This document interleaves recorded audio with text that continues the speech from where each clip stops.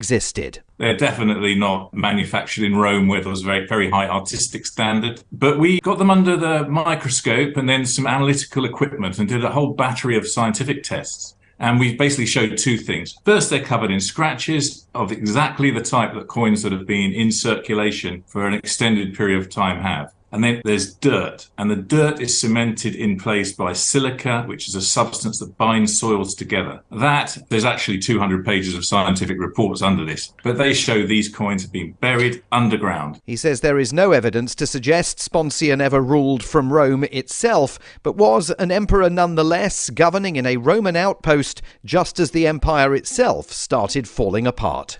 With FSN Spotlight, I'm Simon Marks. To recap our top stories, Vladimir Putin has met with mothers of soldiers fighting in Ukraine at his residence near Moscow. The UK will send 24 ambulances to Ukraine and a multi-million pound support package to rebuild infrastructure in Ukrainian cities. French lawmakers have voted overwhelmingly in favour to enshrine abortion rights in the French constitution, and columnist Eugene Carroll has filed a lawsuit against Donald Trump, accusing him of raping her 27 years ago. That's the latest feature story news. Chris Jones reporting. The American Psychiatric Association has issued an alarming study warning that the nation's used car salesmen are going completely insane, and in some extreme cases, practically giving cars away. The APA traces the outbreak of widespread hysteria to an apparent overstock of high-quality late-model cars begging to be driven off the lot today. Some severe symptoms include delusions, manic exuberance, and a psychotic commitment to offer the lowest prices guaranteed. Victims' families are joining together to raise awareness of this serious psychological epidemic. The authorities found out how unbelievably low his prices were. They'd lock him up and throw away the key. You are not alone. Over half of America's used car salesmen are currently going bonkers. Car dealers suffering from this condition are prone to project their own disorders onto others. According to Mad Max, the Car Czar's website, you're out of your mind if you're not taking advantage of these low, low prices. This is the Onion News Network.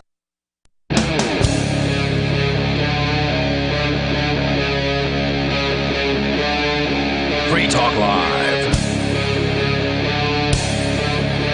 It's Free Talk Live and the live Saturday edition of the show. The phones are open as they always are here. You can join us.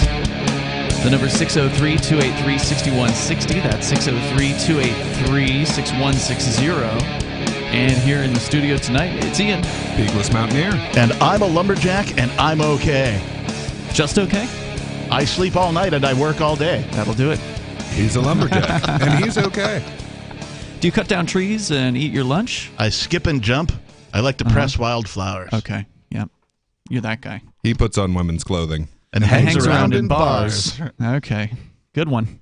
Sorry. Which movie was that from? It's Monty Python. Was that from a movie, or was that just one of their songs? Just one of their skits. Okay. Yeah. I mean, they did a couple of movies that were like a compilation of very popular skits, but yeah. Was that one of them, or was that? Oh, yeah. Okay, because I only know the song. I didn't. I saw that one from Live at the Hollywood Bowl. Mm-hmm. Let's see. I saw a Terry Gilliam movie recently, Adventures of Baron Munchausen from like 1988. That sounds familiar, but yeah, it's a pretty wild one. Huh. If you haven't seen it, if you like his stuff. Like Brazil is another one, classic. He came out with a newer one recently. It's a Don Quixote movie. Really? Yeah. Oh. Yeah, well, that one's pretty good too. Oh, was that the one with Adam Driver? No, I was thinking of the other guy. There's an old guy in it. The leather-faced Mexican dude with all the tattoos. You think of Danny Trejo? Danny Trejo, yeah. No, he's not in that one. Okay. Hold on, so Brazil, the dystopian? Yeah. Oh, I didn't know that was Terry Gilliam. Yeah, that's his. Nice. That's his stuff. You like my description of Danny Trejo, the leather-faced Mexican guy. Yeah, Danny Trejo is an interesting character. He really was a prisoner. Yeah.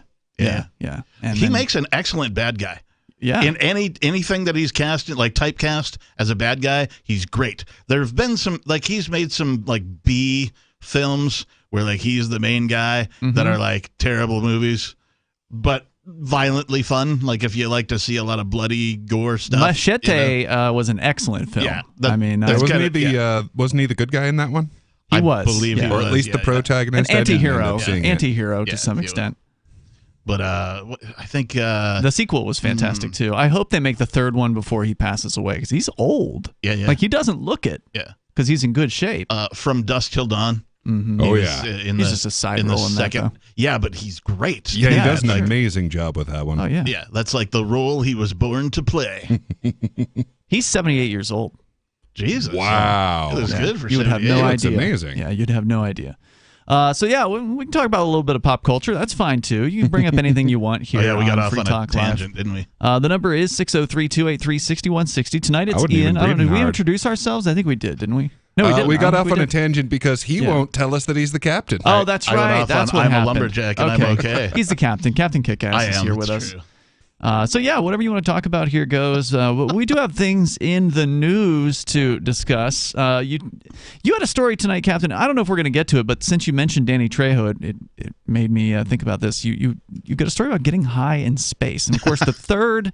That's what I think of when I hear Danny Trejo. I believe the proper headline is "Getting High in Space." Man. Well, the third the third Machete film is supposed to be Machete Kills Again in Space. Oh. Right? So that was supposed to be because it was Machete Kills, and then the third one would have been Machete Kills Again in Space. You're a pretty big fan of I'm Danny a Trejo. big fan of those movies. Nice. I think they're a lot of fun. They're pro-immigration ultimately, sort of a political standpoint, and they're just crazy action. Yeah. Crazy good time movies. Violence. It's just fun. So you can join us here at 603-283-6160. In the news otherwise, Antifa apparently threatening Tesla factories. Captain's got that story on the way. Some not so great news from the world of cryptocurrency that Peakless Mountaineer will be telling us about. But in other Elon Musk-related news, the big deal at Twitter over this weekend, of course, we've been watching the Twitter takeover here to some extent on Free Talk Live just because it is riling so many people up. Panties are in bunches. They really are.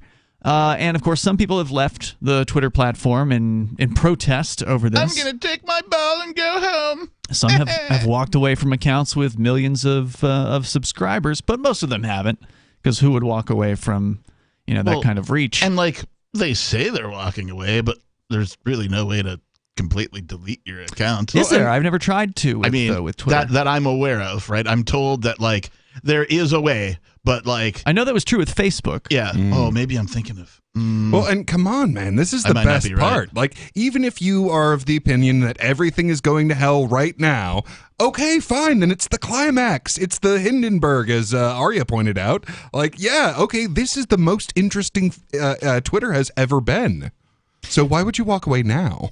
Yeah, and if you believe what Elon Musk says, they are at high levels of user engagement and new signups and things like that. I've said all along, Musk is good at a couple of things. The one that he's been really good at for my entire life since I first heard about the guy is keeping himself in the news, right? Mm-hmm. There's people who aren't good at doing this. I mean, he's not supreme master of doing that. That goes to Trump. Trump is the supreme master of keeping himself in the news. Okay, but he's in the same ballpark. Musk's talent level rivals Trump's when it comes to keeping his name in the news. Some artists are capable of doing this, and I'm thinking musical artist, pop in particular, the queen of keeping their name in the news, Madonna. She is fantastic at reinventing herself, keeping her name in the news, keeping herself relevant to pop music culture and that kind of thing. She's just banging it since she first released her first single, just on top of the news stuff. I saw her within the last few weeks in an article about her what appears to be insane plastic surgery. She looks scary. Yeah. She looks absolutely nothing. She's going to end up looking more like the Crypt Keeper. Seriously. And I've seen this happen before. Lonnie Anderson, she was the buxom blonde on WKRP in Cincinnati. Okay. As she aged, because she had a bunch of plastic surgery as she got older, she just, they stretched her face so far back that she just kind of, by the time she was elderly, she kind of looked more like the Crypt Keeper with big boobs. Scary. Yeah. It's really creepy stuff. Well, then again, I mean, isn't Madonna like 1 million years old at this point? Yeah, she's in her 60s, I think, at least. I'm pretty sure that she was a star when I was born, so I don't know. Yeah, I'm guessing she was probably in her 30s, early 30s, probably in the late 80s. Nah, she came up, I think she was pretty young, like in her early 20s or something whenever... Hey, I was pretty young when I was in my early 20s too. Well, I'm just saying in like the early to mid 80s when I'm trying to remember. Oh, when she first got famous? Any yeah. of her songs. She's from 64 then. now, so she would have been 30 in 1988, according to this. Right, but like I'm old, so like to me, she came out in, I don't know, 83, 84, I'm guessing. I'm just taking a stab here. Well, and the thing is, like with Lonnie Anderson, with Madonna, you're trying to capture that like late teens, early 20s female sexual drive ideal, right? And that's just not a thing. So like the lengths that you try to go to when you've decided, okay, I'm going to go under the knife for this, can get pretty scary. No doubt. So let's get into the story here. New Twitter owner Elon Musk, this is the Associated Press, basically a hit piece, because the mainstream media has been going off against Twitter ever since Elon put in a bid to buy the place. They've been going off against him and his intentions, and that's basically what this article is going to be. It's just a hit piece. But he says he is granting amnesty for all suspended accounts, with the exception of those that were like breaking the law or something. Right. And I suspect he's still not going to restore Alex Jones's account. That was my first question. It's like he's come out against that specifically. Against restoring Alex Jones, you mean? Exactly. Yeah, and I mean, that's kind of the benchmark, right? Of like, are you going to just upset everyone that has the slightest like free speech hatred? I mean, look, I'm no fan of Alex Jones, right? I think he over sensationalizes many things. Definitely. However, to my knowledge, he has committed no crime. No. There's been no harm to any persons or property. Did he say some bad things over the radio that upset some people? I understand the court disagrees, but still, like, is that a reason to not have him on? Because the court, ruled against him in a civil case. Right. Does that mean you shouldn't have him on Twitter? I mean, he is the quintessential shock jock at this point. Is Elon Musk actually worried about some sort of liability for having Alex Jones on Twitter, which makes no sense, but that would seem to be the only legitimate, semi-legitimate concern. Anyway, more coming up here. It's Free Talk Live. Did you or someone you love work, live, or serve at Camp Lejeune between 1953 and 1988? If you or someone you know lived, served, or worked at Camp Lejeune between 1953 and 1988 and has cancer, Parkinson's disease, or another serious health issue, they are entitled to compensation. To see if they are eligible, they need to call Liberty Legal. Contaminants in the drinking water have led to these serious diseases, and legislation is now available for veterans and family members who may qualify for financial help from the government. There may be a time deadline, so don't wait. Call 888-918-1037. Anyone that has lived, worked, or served at Camp Lejeune from 1953 to 1988 and has had cancer, Parkinson's disease, or another serious health issue, the money is already set aside. 888-918-1037. 888-918-1037. Do you feel like your nation, state, or community no longer holds your values? Have you dreamt of a place where people agree that liberty is important and are free to pursue their projects so long as they respect the property of others? There are many people just like you that are discovering freeprivatecities.com. Their social media links are at the upper right of the page at freeprivatecities.com. All skill levels will be needed when the first of the Free Private Cities opens. It's sooner than you think. Stop arguing and build. freeprivatecities.com. My name is Jacob Hornberger. I'm president of the Future of Freedom Foundation, which Congressman Ron Paul awarded for having an outstanding freedom website. Write us at fff@fff.org, and we'll send you a free 3-month subscription to our monthly journal of libertarian essays and our booklet, Economic Liberty in the Constitution, which George Mason University economics professor Walter Williams praised in a recent column. That's fff@fff.org. The Free State Project has reached its goal of 20,000 liberty lovers who've pledged to move to New Hampshire and get active to achieve liberty in our lifetime. Perhaps you're trying to figure out what part of New Hampshire should be your destination. If so, consider Keene. You'll find more than 150 reasons to move to Keene at move.freekeene.com. Keene is famous for its historic, publicity-generating activism, as well as being the liberty media capital of the world. It's home to freekeene.com, New Hampshire's destination for liberty activism, news, and opinion. For years, we've been compiling over 150 reasons to move to Keene at move.freekeene.com, where you'll learn about some of what's happening here and what makes Keene a great place to live. If you love liberty, you'll probably enjoy anywhere you end up in the Shire. But do your due diligence first. Please visit move.freekeene.com for the full list of over 150 reasons to move to Keene. That's move.freekeene.com. Tired of cancel culture? Sick of mega tech corporations holding an axe over your head? Join the LRN.FM Matrix chat server. It's self-hosted, so no one else can tell us what to do or say. Don't like the existing channels? You can make your own. You can even connect into some of our channels from other Matrix servers. It's federated. For the full LRN.FM Matrix experience, though, you should join our server via the step-by-step instructions at chat.lrn.fm. Chat.lrn.fm. Is oral health important to you? If you don't like your own teeth, fresh breath, or kissing people, then by all means stop listening. Several years ago, I met Jessica Armand, founder and CEO of My Magic Mud, and I became passionate about the product that she created and never want to live without it. It's clinically proven to whiten teeth, but I find it does much more. They want you to love My Magic Mud as much as I do, so they're giving you a money-back guarantee plus 20% off. Go to mymagicmud.com and use coupon code FTL20 at checkout. mymagicmud.com, FTL20. Our Matrix server is about as free as internet chat can be. Join the existing rooms or create your own at chat.freetalklive.com.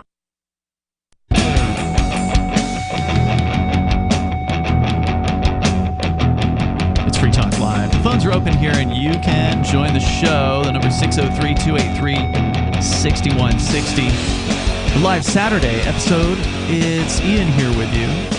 Oh, sorry, Peakless. Let's try that again. I've been censored. Yes. Peakless Mountaineer. We got Ian Musk over here.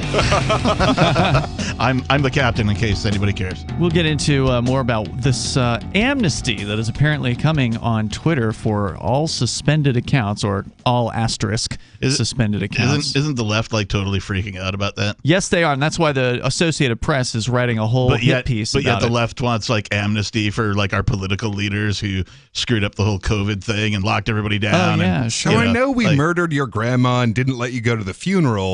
We deserve amnesty. Locked you in your homes and shut down your on the businesses. other hand, said that they were crisis actors, so he doesn't get amnesty. And despite all of the so-called conspiracy theorists bringing things to light, particularly for me, Dr. Jay Bhattacharya, I'm probably butchering his name. No, that's he was one of the authors of the what was it called? The Barrington Declaration. Barrington Declaration. Yeah, I remember that thing. His name keeps popping up whenever I read something regarding COVID. Yeah, the Great Barrington Declaration. Whenever I read something about COVID and about like how everything that they told us to do was completely wrong, everything they told us turned out to be a lie, about its spreadability, about your ability to contract it, about if you get the vaccine, you won't be able to spread it, and the vaccine was 100% effective. Yeah. So, and he's the guy who put together all the data to be like, sorry guys, if you'd actually gone through peer review, here's what you would have found, right? So his name keeps coming up. So I just want to say his name a couple of times on air because I respect the work that he's done. And he has taken a whole bunch of crap from the medical industry, a whole bunch. He's still respected within the industry for his talents as a doctor. So that says something about the man, but like he's taken a whole bunch of backlash from the medical industry. By the way, bullionmax.com/FTL is where you can go and get your silver starter kit. Inflation's a real problem. Everybody knows it at this point.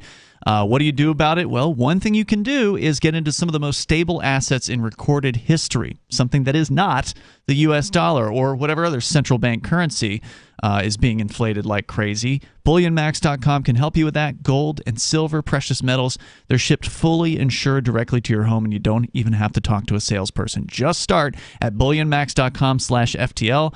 Get your silver starter kit. There's only one of these per household, so there's a limit because it's 5 ounces of the most desirable silver products, and they're throwing in a free gold back, which is an amazing product. If you haven't seen the gold back yet, this is a perfect excuse to get your hands on one. And you get it at employee pricing. when you go to bullionmax.com/FTL. We go to Vernon. He's in Louisiana. Go ahead, Vernon. Hey, I wanted to know how that upcoming trial is going to be broadcast, if it's going to be live or if the audio will be available, and I'll listen to the answer off the air. Thank you. Okay, I wish I had an actual useful answer for you. You're referring to the Crypto 6 trial. For listeners that aren't familiar, you can go to thecrypto6.com. Yeah. Myself and other members of this show and some of our friends had our homes and offices raided in March of 2021 over some Bitcoin quote-unquote crimes that basically stem from the sale of Bitcoin without asking for government permission. That's the short version of it. It was an insane situation with like 50 dudes with guns and Bearcats and bombs and drones and smashed windows. There's video up there, There's too. video now of that as well at thecrypto6.com. So if you've been following along this situation as it's been developing, you know that I am going to trial in about 9-10 days, something like that. Yeah. It's going to be Less than 2 December weeks. 6th. That's when the jury selection will start. Trial may start the same day, so they may just pick the jury and just get rolling. That's a possibility. But as far as the either video or audio feed is concerned, that is something that my attorney has brought up. It's been brought up to the judge. The decision has yet to be made. So we do not know at this time whether there will be any sort of feed.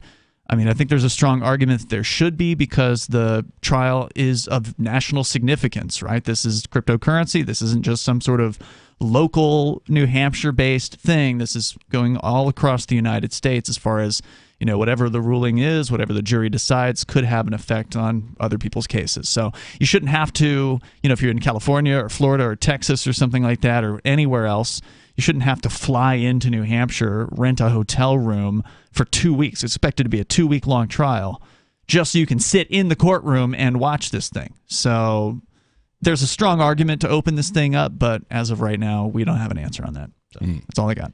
I wanted to tell you that you know who Barry Cooper is, Ian, right? Yeah, Never Get Busted founder Barry Cooper, former Texas law enforcement officer who turned to the side of good and came out against the war on drugs, made some epic DVDs called Never Get Busted, where he gave you tips on how to avoid getting arrested for possession of cannabis, for instance. So he's still doing the Never Get Busted thing, but he started doing his own podcast recently. Yeah, he's doing like a live show now, where he's got like a studio with cameras and all that kind of stuff going on. I had, I'm not sure when. At some point, I had been like, because he was talking about getting footage of cops and that kind of stuff, and I pinged him and I was like, hey, take a look at this footage. It's the Crypto 6 footage from your security cameras here when they busted in the windows. And he says, not sure how I missed this, or maybe I saw it and don't remember, but this is a ridiculous overkill. He says, Jesus Christ and WTH, SMDH, that was cringe and embarrassing to watch. Wow. So, thanks, man. Appreciate you. Yeah, I mean, I know we're sharing not that with him. For whatever reason, the crypto press seems to be. I hope he plays it on the air too on his show. That would be great. Yeah, the crypto press seems to be giving us crickets. They're nearly silent about the Crypto 6 situation, which is I guarantee you that really disturbing. I guarantee you that after the judgment is rendered, they will be talking all about it. Because it's one of those things where these first trials about cryptocurrency are absolutely pivotal in how cryptocurrency is treated by the government going forward. Like, what is it? Who regulates it? What can they do about it? What can they expect?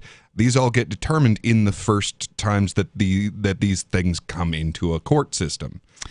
Even if I'm able to walk out of there with all not guilties, which of course would be the ideal circumstance, although it wouldn't be helpful for the people who've taken a plea deal, unfortunately, at this point, because, even if I get all not guilties, they're already in with a guilty plea, and I don't think that can be undone at that point. So, I think that even though you could argue, oh, well, that's a precedent, right? Oh, this jury over here in New Hampshire found Ian Freeman not guilty. I don't think most people will. I mean, even if they know about it, I doubt that would be enough reason for somebody to take a charge to trial, because the federal pressure is so intense. It's so scary. Yeah. When you go up against these people, they bring so many charges. They know how to do this. They know how to stack the charges against you. And even if you were to know in the back of your mind, oh, well, Ian Freeman beat this in New Hampshire, I don't think that's going to be a lot to really motivate people. But to it will take it to change trial. the way that the regulators enforce things. Will it though? Why? Oh, absolutely. Why? Because if they go, okay, well, the court found X, Y, and Z. But it's just a okay, jury. so this counts as that, and this doesn't count as that. But it wasn't the court. It was a jury. It wasn't a judge's decision. It was just a jury's decision. Yeah, the jury's actually higher than the judge. All right. Well, I don't know, man. It just seems to me like the government does whatever they want to do, and they'll intimidate people into plea deals regardless of what the result is. This is accurate. On this What bothers me, though, is that this is the type of case that's, to me, on the same level as like a Ross Ulbricht. Well, and I the appreciate press that, and the press leading up to the Ross Ulbricht trial was over much the top. bigger. Yeah, that's true. And for no one to be, almost no one to be carrying this, real disturbing to me. There's more coming up here. You can share your thoughts. The number 603-283-6160. Phones are open. We got more on the Twitter amnesty that's setting people off. Coming up. As if Amazon Prime wasn't worth it just for the free shipping and hundreds of movies, thousands of TV shows, and millions of songs on Alexa, I'm Holland Cook with Inflation Hacks. Browse Amazon Warehouse for deeply discounted open box deals on computers, TVs, unlocked phones, lots of returned merchandise, and Amazon Renewed sells refurbished merch. In both cases, like new, and guaranteed replacement or refund for 90 days if your purchase doesn't work as expected. I could not tell that several refurbished items I've bought weren't new. Manufacturers like Apple and Samsung also sell refurbs on their own websites. Most come with a new battery, and they carry a 1-year warranty, so they're new to you. How are you coping? Post your inflation hacks at andyoucanquoteme.com. From Feature Story News in Washington, I'm Chris Jones. Russian President Vladimir Putin has met with mothers of soldiers fighting in Ukraine at his residence near Moscow. It's just the third time he's made a public appearance directly related to Russia's war in Ukraine, having previously visited a hospital for troops and a training ground for conscripts. Stuart Smith reports from Moscow. Over food and drink, the president told just over a dozen mothers that he wanted them to know he personally, and the whole leadership of the country, shares their pain, that he understood nothing can replace the loss of a son, and that he wanted to listen to them firsthand to hear their assessments. Neither their replies nor the president's answers were broadcast, but questions have been repeatedly put to the Ministry of Defense and the president by women's organizations within Russia about the activities and fates of their children, as well as the freedom to talk about problems with the mobilization and recruitment process, for which criticism can currently result in prosecution. The UK will send 24 ambulances to Ukraine and a multi-million-pound support package to rebuild infrastructure destroyed in Russian attacks. During a trip to Kyiv, Foreign Secretary James Cleverly met Ukrainian President Volodymyr Zelensky to offer what he called the UK's unwavering support. Sally Patterson has more. Foreign Secretary James Cleverly's visit follows a heavy week of Russian strikes, which damaged Ukraine's electricity infrastructure and left millions without heat, power or water. The minister said the UK stands shoulder to shoulder with Ukraine, and that he has seen firsthand how Britain's efforts are helping brave citizens to resist and rebuild. Included in the latest support package is funding to help the war-torn nation rebuild schools and shelters, as well as prepare for the winter. The funding will be targeted to areas recently liberated from Russian control in southern Ukraine, such as the port city of Kherson. Almost £3.5 million of funding, Mr. Cleverly says, will also be set aside for the survivors of sexual violence allegedly carried out by the Russian military. Elsewhere in Europe, French lawmakers have voted overwhelmingly in favour of enshrining abortion rights in the French constitution. The legislation will now go to the French upper house, which also needs to vote for the changes in order for the constitution to be modified. And finally, columnist E. Jean Carroll has filed a lawsuit against Donald Trump, accusing him of raping her in a department store 27 years ago. William Denzelo reports from New York. This new law gives victims of sexual assault a 1-year period to sue their alleged abusers, even if the statute of limitations has expired. E. Jean Carroll is suing Donald Trump for defamation and battery. The former president has repeatedly denied the allegations. He says the claims are a hoax, a lie, and that she was not his type. William Denzelo, New York. From bureaus worldwide, this is FSN. You can stick it to the man and big tech. Join our FTL social mastodon at social.freetalklive.com.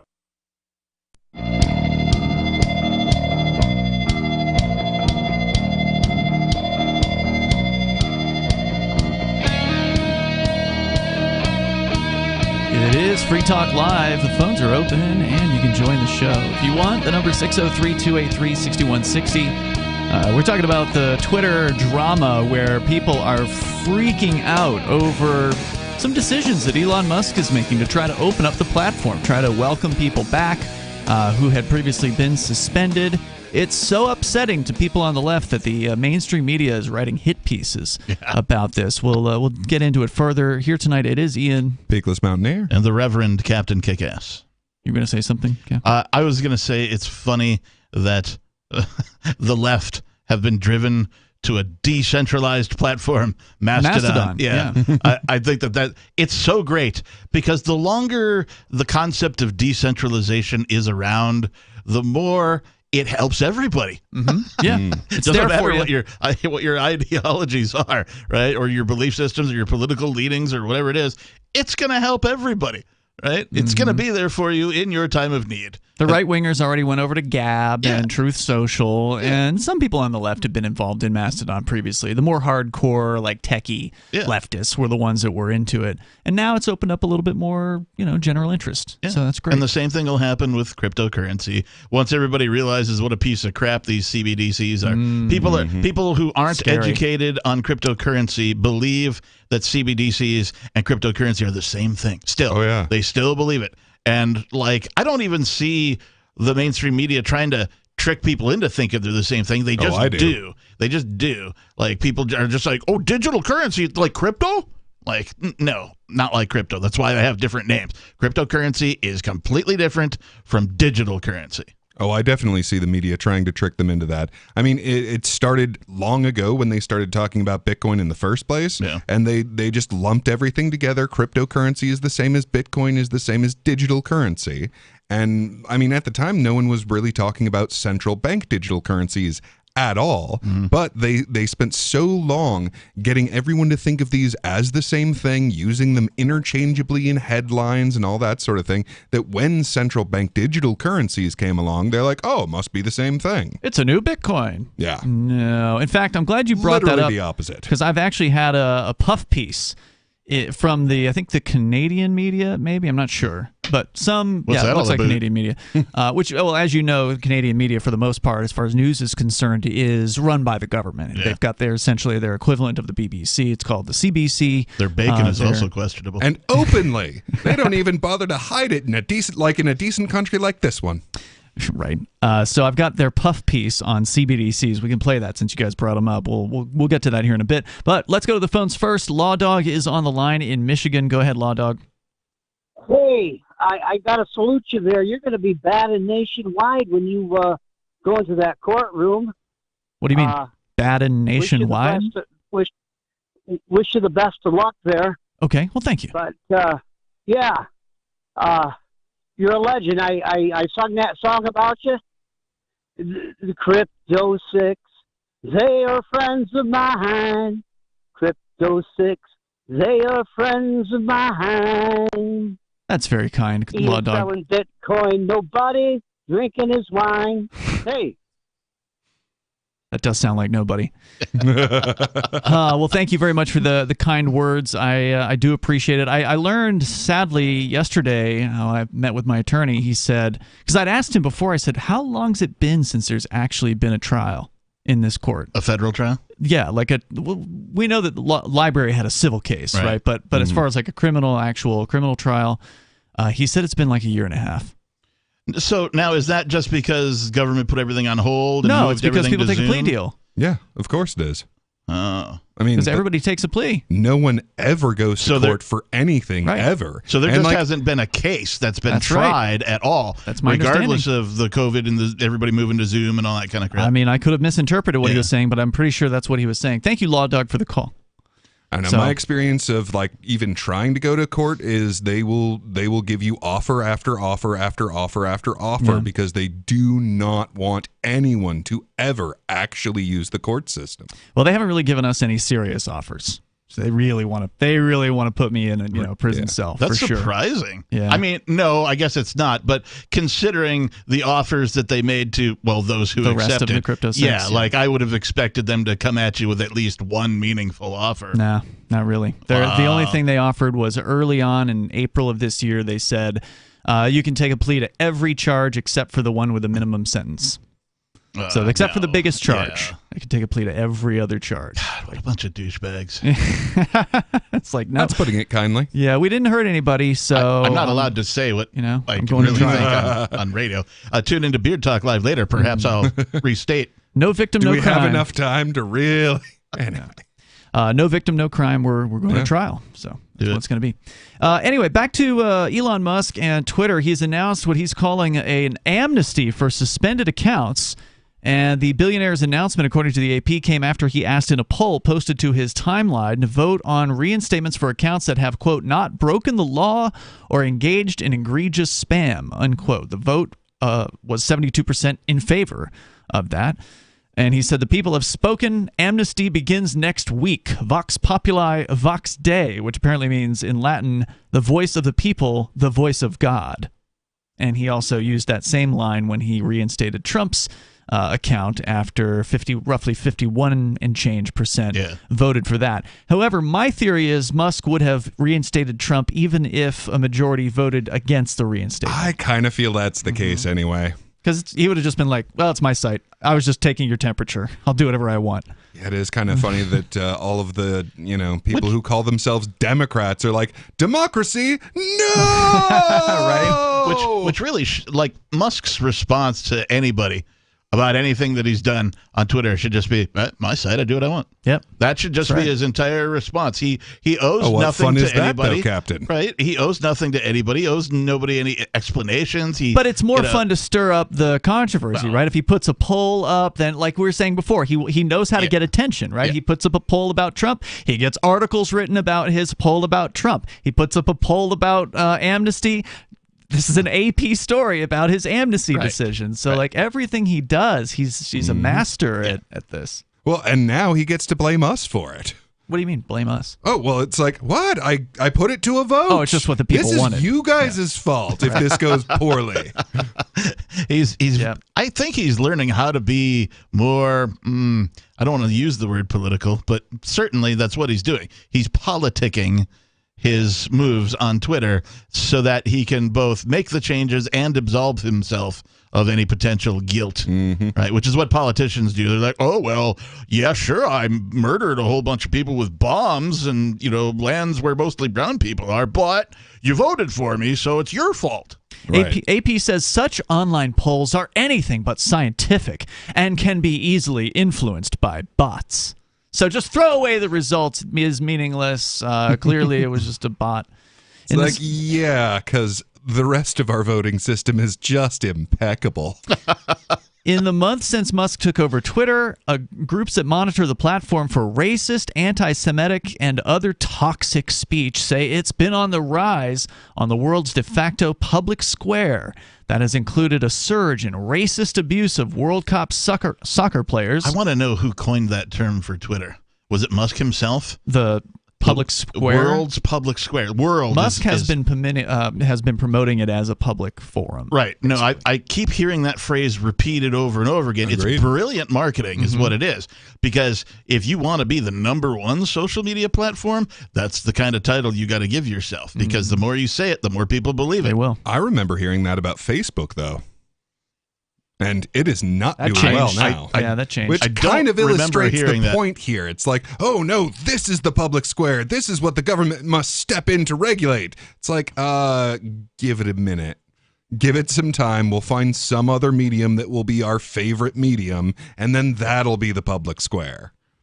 Now, they're saying that these alleged groups have been looking at Twitter, and they say that toxic speech, etc., racist speech is on the rise. But if you believe Musk, he keeps citing his people coming in, and he says they've been cracking down harder than previous Twitter on this sort of speech. So by no means is this a free speech place. There are still content rules that are being enforced, but to what extent, hard to know. More coming up. It's Free Talk Live.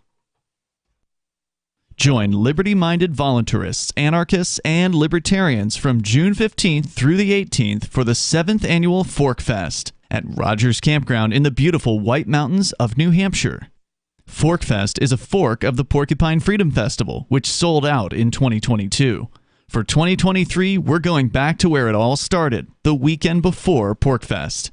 ForkFest is decentralized, which means that there's no ticket cost and no one is in charge. All you have to do to join the fun is reserve your camping site, RV site, or motel room with Rogers Campground for June 15th through the 18th. You can find out more at the unofficial website forkfest.party. You can also connect with other attendees on the ForkFest Telegram and Matrix chat rooms, as well as the ForkFest forum. You can find links to those at forkfest.party. We hope to see you there June 15th through the 18th. forkfest.party. There are basically two types of advertising, direct response and branding. Radio's great for direct response with its low cost to listener ratio, but audio can't be beat for branding, which is a longer-term endeavor. You want to be the first thing that someone thinks of when they think about your product or service. If you have a local business that you want kept top of mind in your community, call the station. If you need national reach, Free Talk Live's got around 200 radio stations, millions of monthly listening sessions, can suit all budgets, and if we don't think we're right for you, we'll tell you.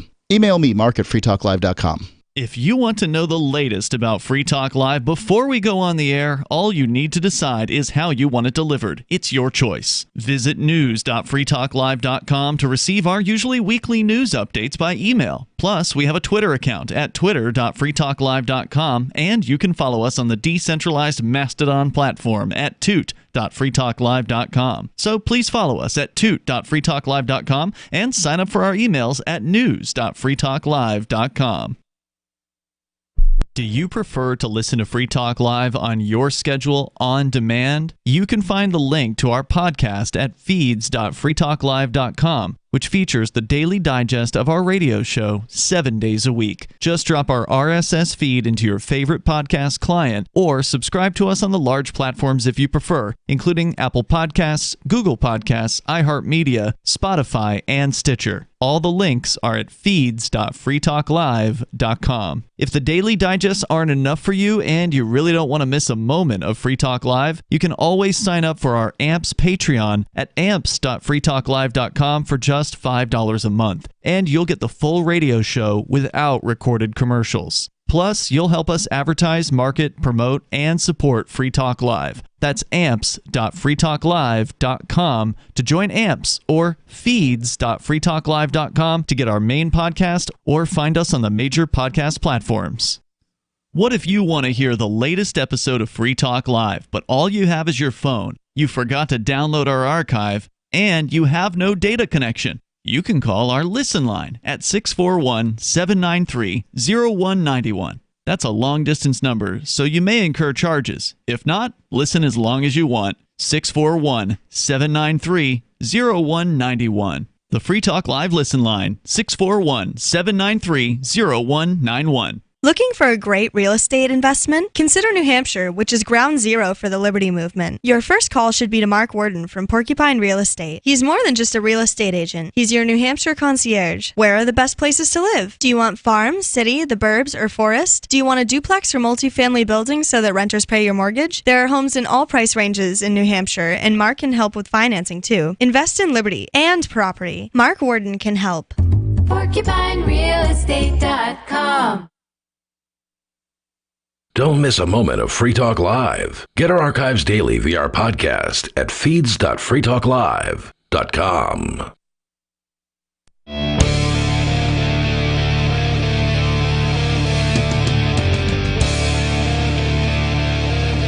It is Free Talk Live. Phones are open here.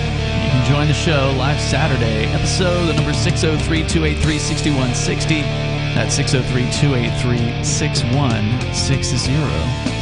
And by the way, I want to say thank you to Curry, who is a supporter of our AMPS program. If you like what we do here, You can support the show directly by going to amps.freetalklive.com. That's amps.freetalklive.com. It stands for Advertise, Market, Promote, and Support. It is our Patreon, and you can sign up there and get access to some cool benefits like the AMP-only podcast, which has the full radio show archives minus the recorded commercials. That's one of the things you get, but there's more. You can go to amps.freetalklive.com to learn all about it and get signed up with your debit card, credit card, your PayPal account. And we certainly do appreciate listeners like Curry, who's silver level, which is all we ask for is $5 a month. So thank you for that.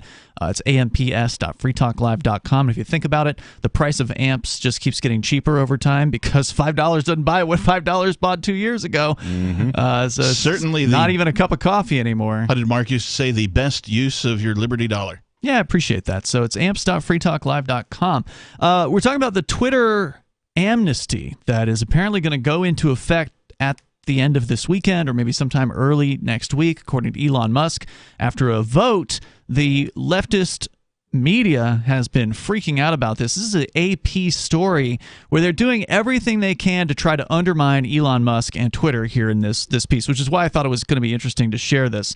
So they talk about how allegedly, according to certain groups, which they don't actually cite, but groups that allegedly monitor Twitter for racist, anti-Semitic, or toxic speech say that that has been on the rise, while Elon Musk says the opposite's true, that they've been cracking down even harder on this type of speech. I personally haven't seen anything like that, but I don't follow people like that, so how would I see it? I would think it's kind of like Doug Stanhope did this rant about how kiddie porn is rampant on the internet.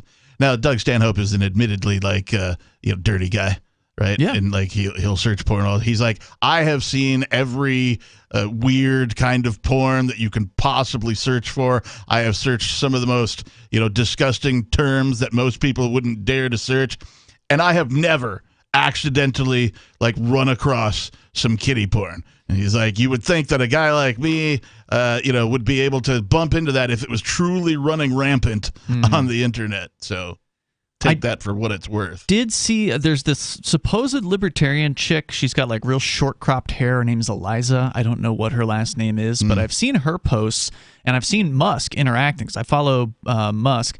And I've seen him interacting with her, and she's like some sort of anti-sex trafficking activist. Yeah. Basically, you've she's seen her? a former victim of sex trafficking. Yeah, it's my understanding. I don't know her whole story or anything like that, but she claims that, and I guess she looks into these matters. Yeah. She says whatever the terms are that people search for on Twitter to find underage kid photography or whatever, naked pictures. Yeah. She says those have been almost wiped out since Musk has been taken over. So she says Musk's administration has actually removed more offensive content. Yeah. And so that's what my $8 is paying for. Yeah, and she doesn't work for Musk. She's an independent person. So you don't know who to believe, right? I think most of the cultures on planet Earth would agree that eliminating child pornography and human trafficking is a big deal. Outside of that, everything else should be free speech. It's not my platform, so I don't get to make those decisions. But if it were, I actually want to be able to monitor where the a-holes are. Now, my opinion of a-hole is going to differ from your opinion of a-hole, maybe, or at least some of the listeners. Maybe they think Republicans are a-holes, they think Democrats are a-hole, whatever it is. So that's why it's important, because everybody's opinion of an a-hole is different. But don't you want to know where they're at? Don't you want to be able to see what they're saying and identify them and follow their propaganda or whatever or it is block that they're them, if you want. Okay, but they should still be allowed to publish. I agree. I totally agree. But again, this is Elon Musk's platform. If he doesn't want to allow certain types of content, then that's completely up to him. I don't want to let you talk to that guy. But you're not in this conversation. I don't care. Back to the AP, they say the uptick in harmful content is in large part due to the disorder following Musk's decision to lay off half of the company's 7,500-person workforce, fire top executives, and then institute a series of ultimatums that prompted hundreds more to quit. So it's not clear how many quit after the fact. So what had happened was, I think it was a week ago, he had given an ultimatum saying, you got to be ready for hardcore mode. We're going to require you to actually show up to work. And he said, if you don't want to go hardcore mode, then you are essentially, you're resigning. How horrible is it that hardcore mode equals just showing up? Yeah.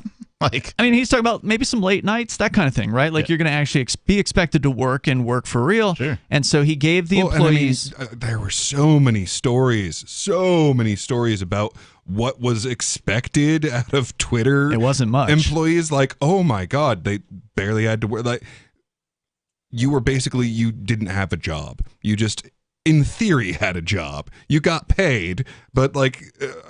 I literally can't imagine asking for what half of these stories were telling me was just part of their culture. Mm-hmm. I mean, it really was an attempt of communism.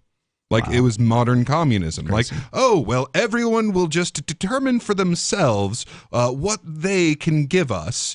And, from everyone according to their ability. They'll determine for themselves what their ability is, and they'll just offer that to us, and it'll work fine. Yeah, and they were losing $4 million a day, according to Musk. Yeah. So that's one of the reasons he had to cut staff because, well, staff is your number one expense in business. It isn't rent. Yeah. You got a poor business model is what you got. Yep. Did you guys see the video of there's these roughnecks doing, I don't know, God knows what, but it's a lot of work. I don't know if it's like some sort of a drilling operation or whatever. There's mud everywhere. There's these shirtless roughnecks that are like trying to grab this drill and put it in the hole and all this. They're doing all this rough, tough work. And then on the other side of the video, it's a video of this girl at Twitter showing up for her job and walking in the door and then going to the cafeteria and being in awe at all the different food options she has. And this is her day at quote unquote work at Twitter, right? These people acting like they actually have a real job. It's ridiculous. Yeah. Tech people do get spoiled. And by tech people, I mean people who work for large tech companies. Yeah, they work on a quote-unquote campus. Yeah. And there's all these perks and benefits. It actually started, in my mind, with the sort of the .com explosion, which turned into the .bomb explosion. But, it was an attempt to mimic Microsoft. Because Microsoft started giving free juice and soda and pop and all get the foosball table in. Get the ping pong going. All that kind of stuff. I think Microsoft originated the phrase work-life balance, which is very popular amongst tech companies. Where your core hours should be between 10 a.m. and 3 p.m. But outside of that, it's pretty flexible. So if you need to come in late or leave early or, stay late or whatever, you can, sort of flex your time around that. And, so they developed this sort of, it's a far more casual work day, right? That was supposed to help you out with life. So if you got to go to the post office or the bank or take your kid to a thing or whatever, right? And it's turned into, of course, now, what you were describing, Peakless Mountaineer, where it's you just kind of show up. Hopefully you contribute something today and, get your paycheck. And you're like, why? Yeah. Why? Shouldn't you have to earn these things? We'll definitely feed you. We'll definitely pay you. Yeah. And you might even give us some work. Maybe you'll feel like doing something. I don't know. Yeah. If you have no incentive to perform, you will not perform. Right. So he fired a bunch of people, and then he gave the remainder. He fired half the staff. Then the next couple weeks, he gave an ultimatum. It was a 36-hour ultimatum to the rest of the staff that said, you guys are going to have to be ready to be in hardcore mode, and if you don't check yes on this form that we're sending you, there was a Google Forms. Yeah. He sent it out to everybody in the company. You either check yes, or it's considered you're resigning from the job. Oh. And they had 36 hours to make that decision. There was all this hubbub about it, and all these people posting videos about how mad they were that they were essentially being quote unquote fired from their job for not being willing to come from home and actually show up. Yeah, that's a voluntary quit. Yeah. So that's where they're saying he quote unquote prompted hundreds more to quit. So we don't know what the current number of Twitter employees is, but it may be closer to 33% or 25% of what the original number was. Among those resigning over a lack of faith in Musk's willingness to keep Twitter from devolving into a chaos of uncontrolled speech. This is the AP, where Twitter's head of trust and safety, Yoel Roth. Major advertisers have also abandoned the platform. I saw a statistic somewhere in the last few days that said that 50 out of 100 of the top advertisers on Twitter have left in protest. Supposedly. They'll be back. We in the Associated Press are against uncontrolled speech. Chaos of uncontrolled speech. So there's more coming up here. You can share your thoughts More on... like the disassociated press. Plus the CBDC, the central bank digital currency. We've got a puff piece about that. We can talk about crypto a little bit and more. You can share your thoughts as well here on Free Talk Live. Did you or someone you love work, live, or serve at Camp Lejeune between 1953 and 1988? If you or someone you know lived, served, or worked at Camp Lejeune between 1953 and 1988 and has cancer, Parkinson's disease, or another serious health issue, they are entitled to compensation. To see if they are eligible, they need to call Liberty Legal. Contaminants in the drinking water have led to these serious diseases, and legislation is now available for veterans and family members who may qualify for financial help from the government. There may be a time deadline, so don't wait. Call 888-918-1037. Anyone that has lived, worked, or served at Camp Lejeune from 1953 to 1988 and has had cancer, Parkinson's disease, or another serious health issue, the money is already set aside. 888-918-1037. 888-918-1037. Have you had enough of the big-name web hosting services that are long on promises but short on bleeding-edge features, uptime, and customer service? Try Agorist Hosting, the agile web host that offers full concierge service from website redesign, full e-commerce solutions, custom apps for your Shopify store, IPFS integration, and more. Agorist Hosting is ready to take your web presence into the future. To get started, head over to agoristhosting.com. Tired of cancel culture? Sick of mega tech corporations holding an axe over your head? Join the LRN.FM Matrix chat server. It's self-hosted, so no one else can tell us what to do or say. Don't like the existing channels? You can make your own. You can even connect into some of our channels from other Matrix servers. It's federated. For the full LRN.FM Matrix experience, though, you should join our server via the step-by-step instructions at chat.lrn.fm. Chat.lrn.fm. You're listening to the live edition of Free Talk Live. Hour number 2 is next after the news here on the Liberty Radio Network at LRN.FM. From Feature Story News in Washington, I'm Chris Jones. Russian President Vladimir Putin has met with mothers of soldiers fighting in Ukraine at his residence near Moscow. It's just the third time he's made a public appearance directly related to Russia's war in Ukraine, having previously visited a hospital for troops and a training ground for conscripts. Stuart Smith reports from Moscow. Over food and drink, the president told just over a dozen mothers that he wanted them to know he personally, and the whole leadership of the country, shares their pain, that he understood nothing can replace the loss of a son, and that he wanted to listen to them firsthand to hear their assessments.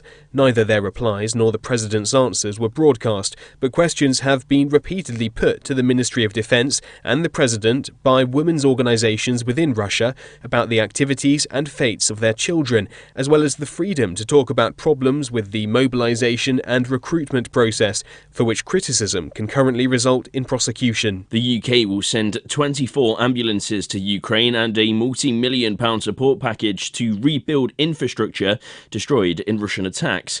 During a trip to Kyiv, Foreign Secretary James Cleverly met Ukrainian President Volodymyr Zelensky to offer what he called the UK's unwavering support. Sally Patterson has more. Foreign Secretary James Cleverly's visit follows a heavy week of Russian strikes, which damaged Ukraine's electricity infrastructure and left millions without heat, power or water. The minister said the UK stands shoulder to shoulder with Ukraine, and that he has seen firsthand how Britain's efforts are helping brave citizens to resist and rebuild. Included in the latest support package is funding to help the war-torn nation rebuild schools and shelters, as well as prepare for the winter. The funding will be targeted to areas recently liberated from Russian control in southern Ukraine, such as the port city of Kherson. Almost £3.5 million of funding, Mr. Cleverly says, will also be set aside for the survivors of sexual violence allegedly carried out by the Russian military. Elsewhere in Europe, French lawmakers have voted overwhelmingly in favour of enshrining abortion rights in the French constitution. The legislation will now go to the French upper house, which also needs to vote for the changes changes in order for the Constitution to be modified. And finally, columnist E. Jean Carroll has filed a lawsuit against Donald Trump, accusing him of raping her in a department store 27 years ago. William Denzelo reports from New York. This new law gives victims of sexual assault a one-year period to sue their alleged abusers, even if the statute of limitations has expired. E. Jean Carroll is suing Donald Trump for defamation and battery. The former president has repeatedly denied the allegations. He says the claims are a hoax, a lie, and that she was not his type. William Denzelo, New York. From bureaus worldwide, this is FSN. With FSN Spotlight, I'm Simon Marks. Today, the gold coin that proves the existence of a 3rd century Roman emperor previously believed to have been fictional. Emperor Sponsian is featured on the face of a trove of ancient coins that were found 3 centuries ago in Transylvania, a distant outpost of the Roman Empire. But the coins were considered forgeries until a series of new tests were recently conducted. It's not surprising that people had thought them as forgeries because they look distinctly homemade. Professor Paul Pearson of University College London is part of a team of earth scientists who figured out that Sponsian really existed. They're definitely not manufactured in Rome where there was a very, very high artistic standard. But we got them under the microscope and then some analytical equipment and did a whole battery of scientific tests. And we basically showed 2 things. First, they're covered in scratches of exactly the type that coins that have been in circulation for an extended period of time have. And then there's dirt, and the dirt is cemented in place by silica, which is a substance that binds soils together. There's actually 200 pages of scientific reports under this, but they show these coins have been buried underground. He says there is no evidence to suggest Sponsian ever ruled from Rome itself, but was an emperor nonetheless, governing in a Roman outpost just as the empire itself started falling apart. With FSN Spotlight, I'm Simon Marks. To recap our top stories, Vladimir Putin has met with mothers of soldiers fighting in Ukraine at his residence near Moscow. The UK will send 24 ambulances to Ukraine and a multi-million-pound support package to rebuild infrastructure in Ukrainian cities.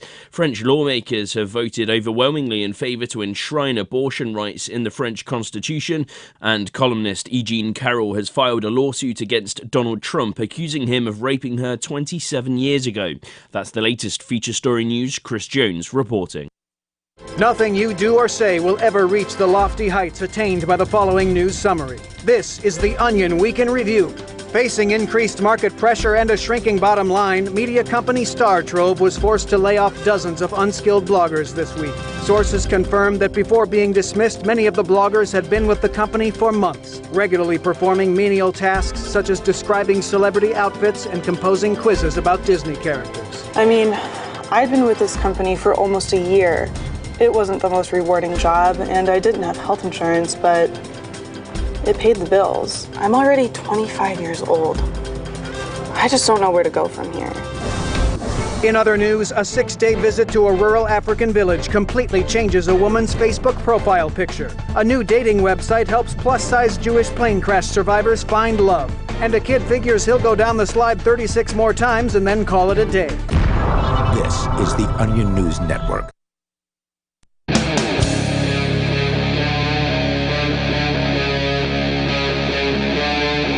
Free Talk Live. It is Free Talk Live. We're kicking off the second hour of the live Saturday show. The phones are open if you want to join us. The number is 603-283-6160. We started out here with what is basically a hit piece from the Associated Press going against Twitter, saying that because of Elon Musk, that Twitter has become not just the de facto public square, as Musk would have you believe, but also a place where it has devolved into a, quote, chaos of uncontrolled speech. Not that. This is what the AP would have you believe. I'm sorry, I was sitting over here as Ian was speaking. I was flapping my lips and trying to match his words, whatever he was saying coming out of his mouth, because people have called in on numerous occasions and been like, you and Captain Kickass sound the same. I don't think we sound anything alike, but agreed. Like, there's I don't think so either. There's some people who think we do. So whatever. Whoever was watching, if Ian was talking, perhaps I was convincing enough, lip syncing you to, like, sort of see my lips move but hear your voice. So now they're really confused. I don't know. So we can continue that discussion. Also on the way, the CBDC, as they say, the central bank digital currency, the puff piece from the Canadian media that is worth sharing, because this is how they're going to be pitching this idea when it comes here, and it is likely coming. They haven't officially said so yet. But they are officially working on the gears are in motion, and There's yeah, not they really are working much for the USD to become a CBD. There's not much work to be done. Say that. The we can talk currency about is it. already digital. So. Well, we'll talk about it coming up here in moments. But first, we go to the phones. James in West Virginia, listening to WVTS in Charleston. Go ahead, James. Hi, guys. I have a question for you. Yes. How old were you guys in 1996? I was in my teens, mid-teens. I was 24. Okay. Well, you're all right. 12. All right. Well, you're older than I thought you were. Anyway, back in '96, news groups on the internet I remember were super popular. I mean, there was probably more news groups than there were anything. As a matter of fact, back then, AOL had more information in their mainframe computer than the internet did at that time. Wow. And when you logged into AOL, they really didn't want you outside of their mainframe computer. Right. So you actually had to search on their web page to find a little tiny spot that says, click here for the internet, right? Yeah. So anyway, back then, again, news groups were huge, and you could never tell exactly what each one of them actually was, because they would put it in such a way that, hey, I'm interested in that, but then when you go there, it was completely different. And there were so many news groups with child pornography that you could look at, I mean, just the worst photographs you can even imagine of little 6- and 7-year-old children, mostly girls. And when I saw that, now I'm an old guy, so I said, "My God, is this what the internet is going to be?" I looked up the address of some federal agency in Washington D.C. I forget what it is now, but they were supposedly in charge of child pornography and all kinds of stuff like that. Not necessarily on the internet, mind you. Hell, it might even have been the FBI. I can't remember. All right. But I actually saved about 6 of these terrible photographs, and I sent those. Do not try this at home, by the way. These are going to get you I don't recommend. This is going to get you in big trouble. Go ahead. Yeah, well, see, it was all new to us back then. Sure, I got you. So I sent these horrible photographs to the federal government, and I gave them the URL of this particular news group. Yep. And I said, you need to shut this down as soon as possible. And guess what? I never heard from them again. I never heard from them ever. Shocking. Wow. I never got a reply. So years passed. They were probably running the news group. Well, he did say they were in charge of it. But I'm just wondering if they were observing me for the next 5 years to see if if I was continuing. Yeah, thank your lucky stars that they didn't come knocking on your door in an unpleasant manner and then putting handcuffs on you. Yeah, exactly, right. And like today, I mean, you would be crazy to even think about that. Yeah. Or even to stumble onto a site like that. But back then, like I said, it was all new, and hell, we didn't know what we were doing. And but again, I was surprised. I never heard from the government in any fashion over that. But I have a feeling they were watching me. They probably were. But the fact is, they really can't do much about it. They can try to do the interdictions and the arrests and all that, but as far as deleting the news group itself, it's essentially a decentralized system, so they wouldn't be able to. They could tell all U.S.-based internet service providers to delete it, and they probably would have success at that, but then there's, some of them in some other country that they have no jurisdiction over. In retrospect, I think you might have been better off. And again, don't try this at home, or but at that particular point in time, you might have been better off sending it to some of the heads of AOL, right? Some people who run the AOL thing, because they might have been more apt to do something about it than the government. Well, if AOL was running a newsgroup server, they could have removed the groups from their server, and that would have been as far as they could go with it. And the reality is the internet is a tool. It is a tool to transmit information, and that's it. The internet does not care what information that you are transmitting. So it can be used for good, and it can be used for evil, or for awesome. And that's just the reality of it. James, anything else you want to share your thoughts? Well, I'll just end with this. I thought it was interesting that a guy from China started a wonderful computer corporation out of New Jersey, right next to the major FedEx shipping area. So all he had to do was go across the hall, and he could ship his computers out. And they were called Quantex computers. Now, most of us had no clue how to even operate a computer. I mean, because we're constantly getting the blue screen of death back in Windows 3 and so forth. And so he offered free online support. And that support came from Utah, from the universities there. He hired all these kids who knew what they were doing, and I must have spent hours and hours and hours with these kids learning to repair my computer or fix it or straighten it out or whatever. Well, that guy went bankrupt, and those were the good old days, boy. Thanks, Thank God James. I wasn't in the DOS. Thanks for the call. I do appreciate hearing from you. Joe is on the line in Maryland. You're on Free Talk Live. Go ahead, Joe. Yeah, how you doing, Ian? Hey, what's on your mind? Nicholas, and how you doing, Captain? I'm good. Welcome. You were talking about your trial, right? So I think your attorney, a prosecutor, Oh, unfortunately, your signal is not so hot tonight, Joe. It sounded okay when I was screening your call. We'll give you another chance. How about now? Say that again. Yeah, go ahead. Okay. You should be tried by a jury of your peers, so shouldn't you be tried by all libertarians? Yeah, wouldn't that be nice? Unfortunately, I don't think it works that way. Well, that's what it says per se. It does say that. It does say that. What does the government recognize as the definition of peer, though? Well, I mean, reasonably speaking, his peers would go, who was the victim? Yeah. Reasonably speaking, anybody with a brain would go, who was the victim? Yeah, exactly. Well, they're going to try to get people without brains, basically. Oh, yeah. Puppets. They are. Puppets against you. Yeah. Well, that's what your attorney's got to look for, a jury of your peers.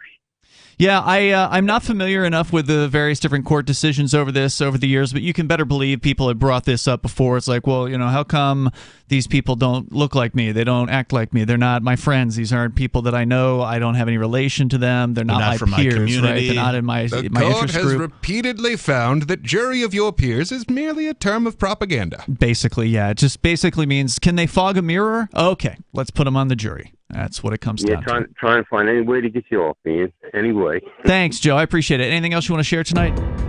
Yeah, that digital currency, right? Let's talk about it. Hang on. Digital currency. We'll get into it coming up here in moments with Joe, and your calls and thoughts are certainly welcome. We will talk about the CBDCs, which is the big scary thing on the horizon in the world of digital currency. You're going to start hearing more and more about it, unfortunately.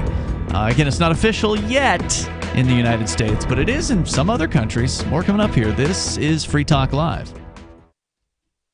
Did you or someone you love work, live, or serve at Camp Lejeune between 1953 and 1988? If you or someone you know lived, served, or worked at Camp Lejeune between 1953 and 1988 and has cancer, Parkinson's disease, or another serious health issue, they are entitled to compensation. To see if they are eligible, they need to call Liberty Legal. Contaminants in the drinking water have led to these serious diseases, and legislation is now available for veterans and family members who may qualify for financial help from the government. There may be a time deadline, so don't wait. Call 888-918-1037. Anyone that has lived, worked, or served at Camp Lejeune from 1953 to 1988 and has had cancer, Parkinson's disease, or another serious health issue, the money is already set aside. 888-918-1037. 888-918-1037. Gold gold and silver. You can own the most stable assets in recorded history with BullionMax.com. Buy direct from BullionMax.com without talking to a salesperson, and your precious metals ship fully insured directly to your home. Free Talk Live can get you their silver starter kit at employee pricing. Just go to BullionMax.com/FTL. It includes 5 ounces of the most desirable silver products plus a free gold bag. This offer is limited to 1 per household, so get yours now. Go to BullionMax.com/FTL.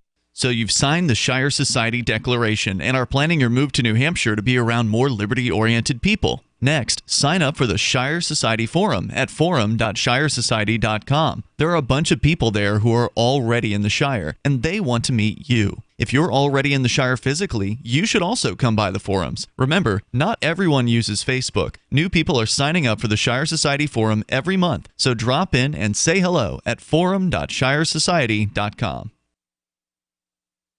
We have some good news. The indictments against Ross Ulbricht in the District of Maryland were dismissed with prejudice, meaning they can never be refiled. This is especially good because those indictments contain the only charge ever made that Ross engaged in murder for hire. This was a serious allegation that Ross Ulbricht denies. It was never prosecuted or ruled on by a jury, but was trumpeted by the federal government and the media as if it were proven fact. The Maryland court held these indictments for almost 5 years, poisoning Ross's case and leaving him under a cloud of unproven allegations. As explained in Ross's appeal to the Supreme Court, the fact that the judge used these allegations to give Ross a draconian sentence of double life without parole violated his Sixth Amendment right to a jury trial. Judges are required to issue sentences based on convictions decided by a jury, not unproven allegations never even charged at trial. Although this is a positive development, the dropped indictment will not set Ross free. Now, a presidential pardon is Ross's only hope of freedom. Sign the petition at freeross.org. freeross.org. If you want to know the latest about Free Talk Live before we go on the air, all you need to decide is how you want it delivered. It's your choice. Visit news.freetalklive.com to receive our usually weekly news updates by email. Plus, we have a Twitter account at twitter.freetalklive.com, and you can follow us on the decentralized Mastodon platform at toot.freetalklive.com. So please follow us at toot.freetalklive.com and sign up for our emails at news.freetalklive.com. The new 4th edition of Healing Our World, The Compassion of Libertarianism, will take your understanding of liberty to a deeper level and has over 1,300 updated references, new cartoons, and a foreword by Dr. Ron Paul. With discounts for multiple book purchases, the 4th edition of Healing Our World is a great gift for the liberals, pragmatists, environmentalists, and Christians in your life who think libertarianism is cold-hearted. Get yours today at healing.freetalklive.com and use promo code FTL for a $5 discount. We're still not sure why you'd want to watch, but our video feed is streaming nightly for free at cam.freetalklive.com.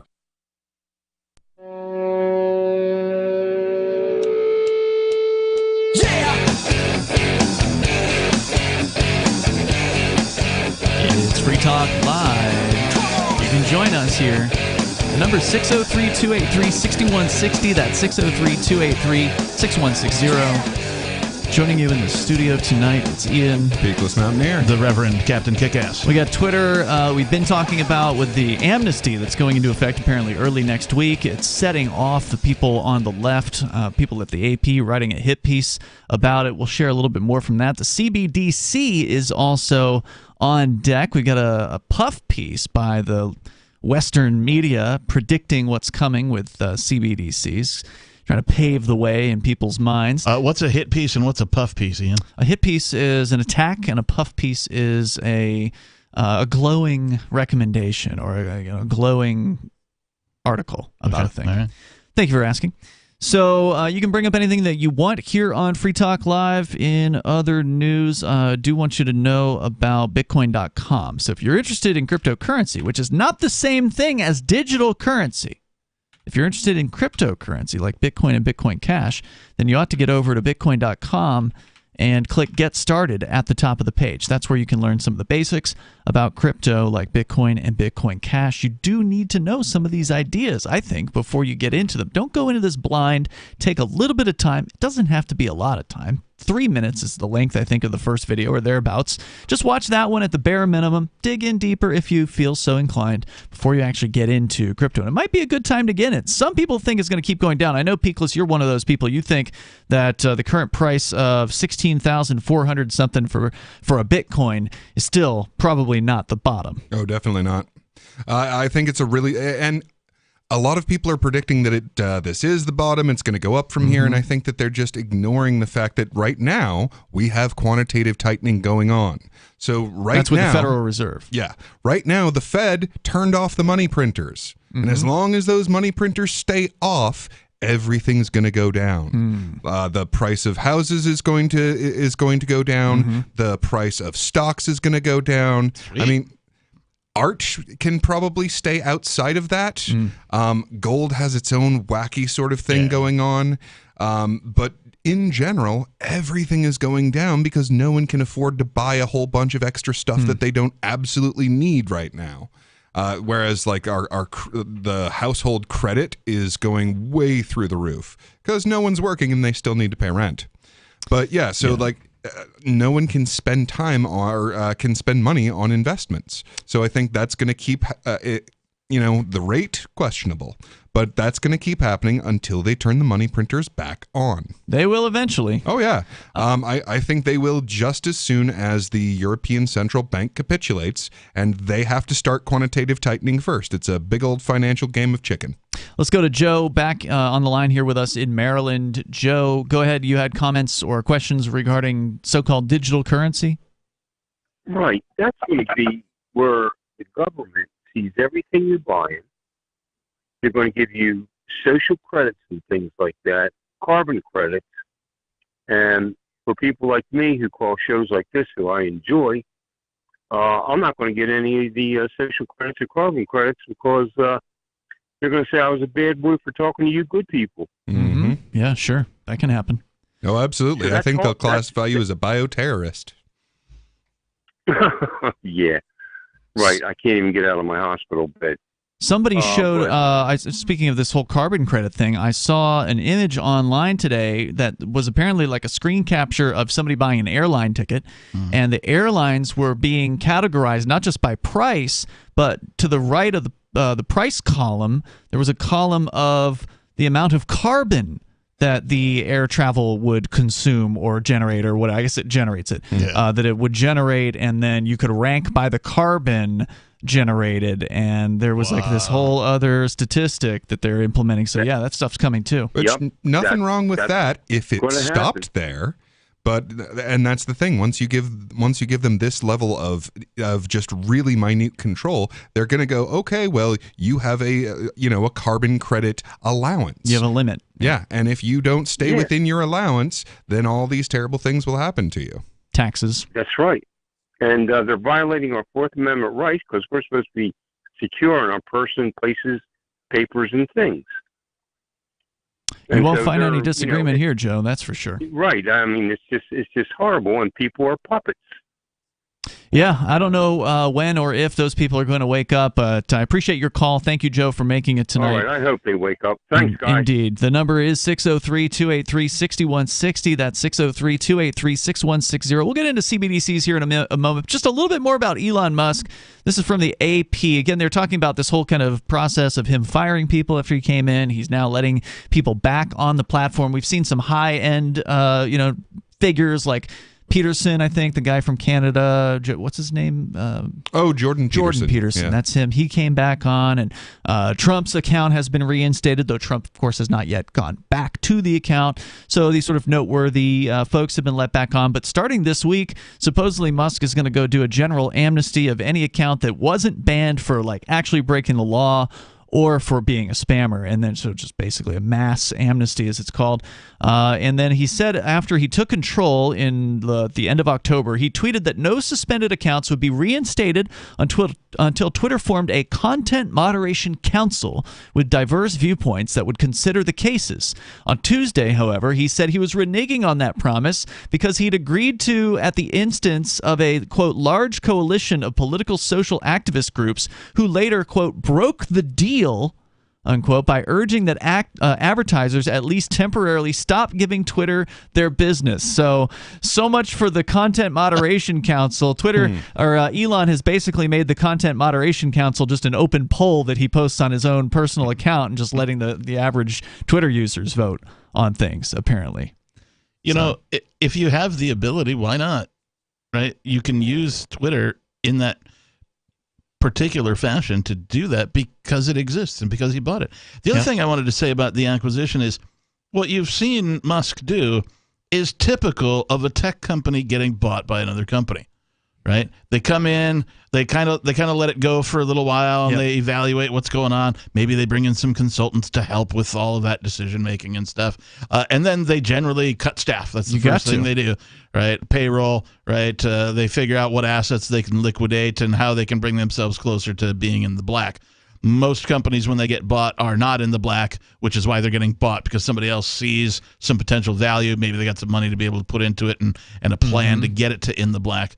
But it's very typical of any company, any tech company being bought by another company. I've worked for companies that have been bought by other companies, and then that company gets bought by another company, and it's this meta buying of companies. Yep. So I've consolidation seen this, all along the way. I've seen this time and time again, and he is following that script, if you will, to a T.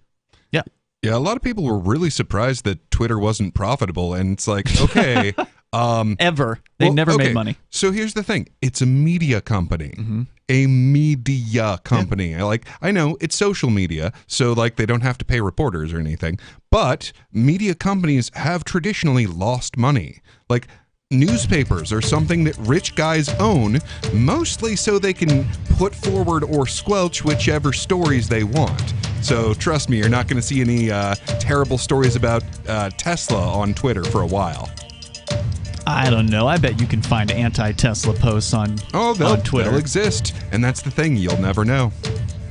Meaning you won't have an easy time finding them? Is that what you're saying? You'll never know what got quashed. True. There's more coming up here. This is Free Talk Live. Did you or someone you love work, live, or serve at Camp Lejeune between 1953 and 1988? If you or someone you know lived, served, or worked at Camp Lejeune between 1953 and 1988 and has cancer, Parkinson's disease, or another serious health issue, they are entitled to compensation. To see if they are eligible, they need to call Liberty Legal. Contaminants in the drinking water have led to these serious diseases, and legislation is now available for veterans and family members who may qualify for financial help from the government. There may be a time deadline, so don't wait. Call 888-918-1037. Anyone that has lived, worked, or served at Camp Lejeune from 1953 to 1988 and has had cancer, Parkinson's disease, or another serious health issue, the money is already set aside. 888-918-1037. 888-918-1037. From Feature Story News in Washington, I'm Chris Jones. Russian President Vladimir Putin has met with mothers of soldiers fighting in Ukraine at his residence near Moscow. It's just the third time he's made a public appearance directly related to Russia's war in Ukraine, having previously visited a hospital for troops and a training ground for conscripts. Stuart Smith reports from Moscow. Over food and drink, the president told just over a dozen mothers that he wanted them to know he personally, and the whole leadership of the country, shares their pain, that he understood nothing can replace the loss of a son, and that he wanted to listen to them firsthand to hear their assessments. Neither their replies nor the president's answers were broadcast, but questions have been repeatedly put to the Ministry of Defense and the president by women's organizations within Russia about the activities and fates of their children, as well as the freedom to talk about problems with the mobilization and recruitment process, for which criticism can currently result in prosecution. The UK will send 24 ambulances to Ukraine and a multi-million-pound support package to rebuild infrastructure destroyed in Russian attacks. During a trip to Kyiv, Foreign Secretary James Cleverly met Ukrainian President Volodymyr Zelensky to offer what he called the UK's unwavering support. Sally Patterson has more. Foreign Secretary James Cleverly's visit follows a heavy week of Russian strikes, which damaged Ukraine's electricity infrastructure and left millions without heat, power or water. The minister said the UK stands shoulder to shoulder with Ukraine and that he has seen firsthand how Britain's efforts are helping brave citizens to resist and rebuild. Included in the latest support package is funding to help the war-torn nation rebuild schools and shelters, as well as prepare for the winter. The funding will be targeted to areas recently liberated from Russian control in southern Ukraine, such as the port city of Kherson. Almost £3.5 million of funding, Mr. Cleverly says, will also be set aside for the survivors of sexual violence allegedly carried out by the Russian military. Elsewhere in Europe, French lawmakers have voted overwhelmingly in favour of enshrining abortion rights in the French constitution. The legislation will now go to the French upper house, which also needs to vote for the changes in order for the constitution to be modified. And finally, columnist E. Jean Carroll has filed a lawsuit against Donald Trump, accusing him of raping her in a department store 27 years ago.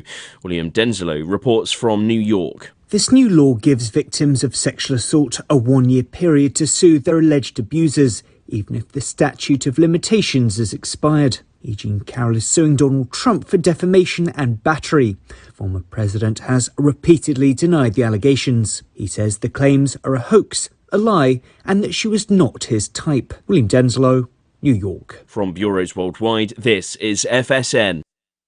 You can help spread the ideas of liberty with our Patreon for just $5 per month at amps.freetalklive.com.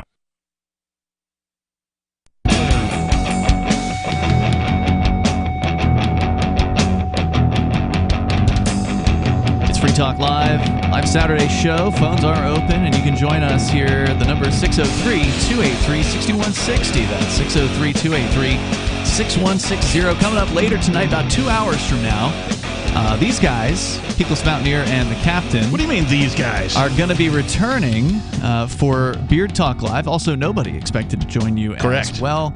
So the three of you are the regulars on Beard Talk Live, which is our uncensored, FCC-free, internet-only show that happens every Saturday night, 10:30 Eastern Time, on our video streaming platforms only. You can go to watch.freetalklive.com. They'll take you right to the page where you can watch the stream happen live. If you can't watch it live, that's okay. You can always listen later because it does appear in our podcast. And if you aren't subscribed to the Free Talk Live podcast, you can do that over at feeds.freetalklive.com. That's feeds.freetalklive.com. You'll find the podcast there. Most of the time you get what's called the Daily Digest, and that's like an hour-long cut of the full Free Talk Live radio show. That happens every day. But when Beard Talk Live comes out, it's the full however many hours you guys do. It's usually around 3. Yep. But there's no firm time. You know, you're not committed to any one way or not. It could be shorter, it could be pretty longer. Consistently 3 hours. But yeah. Pretty so far consistent. But the nice thing about not having a radio slot that we have to fit into is, like, if the conversation goes long, it can go long. If it goes short, it can go short. That's fine. Right. So check them out tonight. And by the way, Captain, you asked for a Beard Talk Live page on the Free Talk Live website, and that now exists. It is beard.freetalklive.com. Now, to be fair, I guess I did put a link to the video there, but basically what it is it's just a straight RSS feed of all of the Beard Talk Live episodes. So easily accessible, all in one place. Somebody can just go and grab whichever one they want. So for our fan who wants to listen to all the Beard Talk Live episodes, why they can now go to one space. That's awesome. Yeah, so check that out at beard.freetalklive.com. Please pass our thanks on to our crack production team for putting that together. Thankfully, crack wasn't involved, but your thanks is appreciated. Let's go to the phones here. Speaking of crack, he's Major Payne on the line in Michigan. Go ahead, Major. Good boys. You guys are cackling like a squad of geese. I want to call in about this lost Roman emperor. What the hell is his name? How do you lose a Roman emperor? Have you looked behind the sofa? Oh, no, but I've looked in the cushions of the couch and I found a quarter. All right. Who are we talking about here? It didn't give me no sense. I found a quarter, but it didn't give me no sense. You may not have had any to begin with. Well, you know what? I saved my old pennies, and they're worth 3 apiece. I reckon that means I got some sense. All right, Major. Who's this emperor that you're talking about? I don't. It's escaping me. It's like scandalous. Oh, no. Was he on the silver pieces or whatever? No, Back in the day? no, he was on gold. Gold, okay. It was Roman coins, sponsored, and they were long thought to be debunked, that this emperor didn't exist. And it rhymes with, it starts with an S. Damn, Augustus? Augustulus? Romulus? No. All right, well, what about him, Okay, man? because Romulus, that would make sense, because that's, kind of a mythological emperor. I feel like we're playing a TV game show with no prizes. The guy doesn't even know the answer, even if we guess it right. But What's your topic? Yeah, what is Take a guess. Okay, but what about this guy, whatever his name was? What do we need? Well, anyway, he was a Roman emperor at the end of the regime when Rome was falling. And if you know your history, Rome built highways to everywhere they had conquered. Straight as an arrow. This guy is a Mon Capitan, if you will excuse the profession or pronunciation, of the furthest outpost of the realm. Okay? And he's being delivered this message that the realm has fallen. Now he's got all this gold and all this crap that he's put in his treasuries. Yeah, I think I found. He only has one or two smiths. Nepos or Orestes? I found a story here from heritagedaily.com. Roman coin reveals long-lost Roman emperor. A Roman coin previously thought to be a forgery has now been authenticated and depicts a long-lost Roman emperor. Does it say the emperor's name? It doesn't. Not in the first part of it. No, which I find very irritating. I want to get back to the story here, Major. You're saying this guy at the edge of the Roman Empire gets word that Rome has fallen. Tasmania. How far can you get? Tasmania. Okay. Yeah, I mean, that's where Dracula came from. That Tasmania is not where Dracula came from. No, that's where the Tasmanian devil came from. You mean Transylvania? Oh, okay. I am corrected. All right. You got to get this story out there, Major. This ain't the after show. Here we are. Sponsian. Okay. Which does sound like a fake name. What happened, though? Okay, this guy got wind that the Roman Empire had fallen. Then what? Well, what I'm thinking is he had all this treasured. He had ascertained from the surrounding communities, his conquests and such. And he probably only had one or two smiths that were qualified to make coinage and, repair swords and such.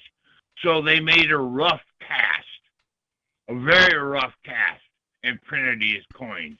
And that was why they were figured false, because they just didn't stand up to the initial printing of the Roman doctrine, so to speak.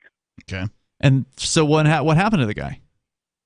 Well, hell, I don't know. I wasn't alive 2,000 years ago. All right. Are you sure? Yeah, I mean, you had us thinking you were.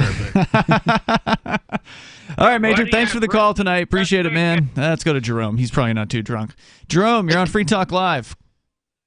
Hello. In South Carolina. Hello, you're on the air. Yeah, I was watching some college football today. And by the way, I also did some research. I found out that Ohio State's football coach is from Manchester, New Hampshire. How you like that? So?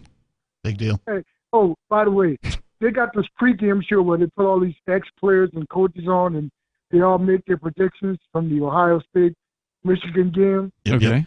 And 4 out of the 5 people all picked Ohio State. One guy picked Michigan, and that's because he went to Michigan.